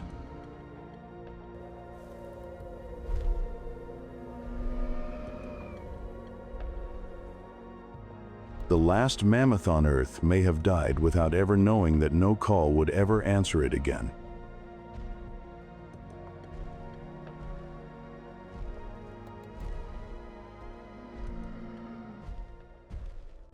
But what science has demonstrated is even more remarkable. The death of the final individual was not the cause of extinction. It was merely the final period at the end of a process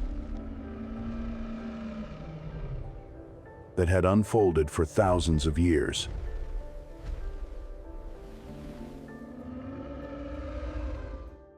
extinction had actually been written long before, in a changing climate, in the isolation of Wrangel Island, in increasingly depleted genomes, and in the fragility of a population too small to resist its fate.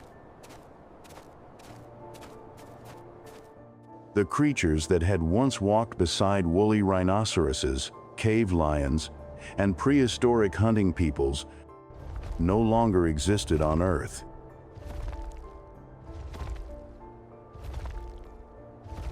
Meanwhile, far to the south, the first human civilizations continued to grow. Completely unaware that one of the great symbols of the Ice Age had just vanished forever. And that lesson is the legacy that the final day of the mammoths leaves behind for the modern world.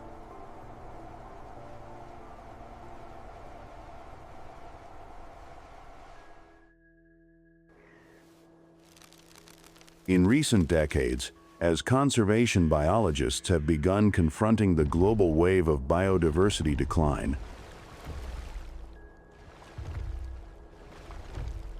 they have come to recognize a sobering truth.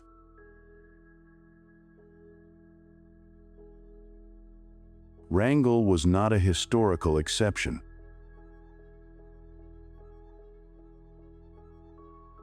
It was a warning model, and even more unsettling.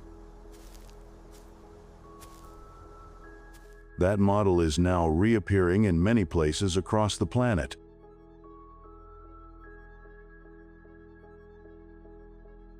One of the clearest examples is the Sumatran rhinoceros. Once distributed widely across Southeast Asia, the species now survives as only a few dozen individuals scattered among fragmented forests in Indonesia. Small populations have become isolated by roads, plantations, and human settlements. Many individuals have almost no opportunity to encounter one another and reproduce. On a modern map, these may appear to be isolated patches of forest. But from an evolutionary perspective, they are new Wrangel Islands forming on land.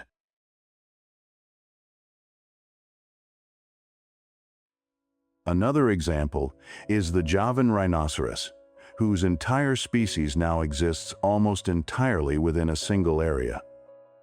Even the Asian elephant, the closest living relative of the mammoth, faces similar pressures.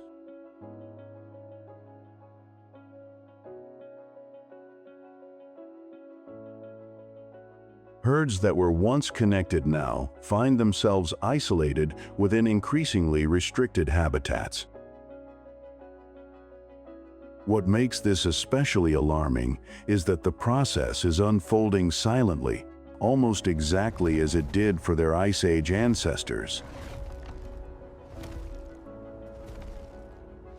The warning signs appearing in endangered species today closely mirror those found in the Wrangel record.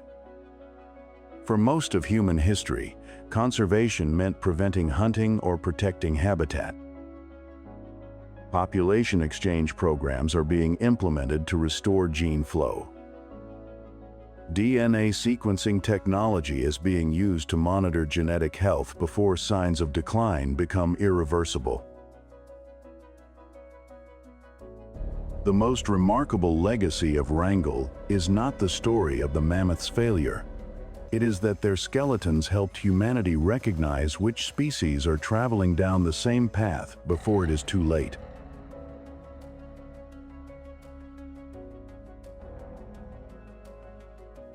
Today, we understand more than ever before.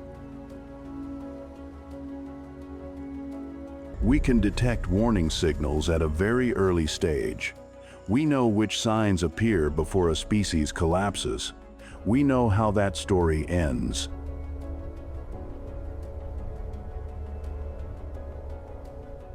And because we know the ending, the greatest question is no longer what happened to the mammoths on Wrangel Island.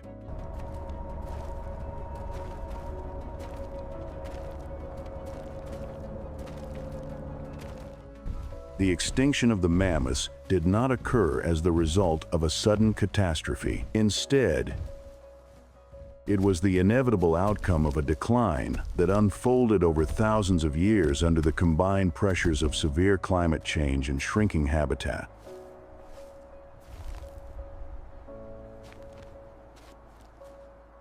When the last individuals fell on the lonely island of Wrangel,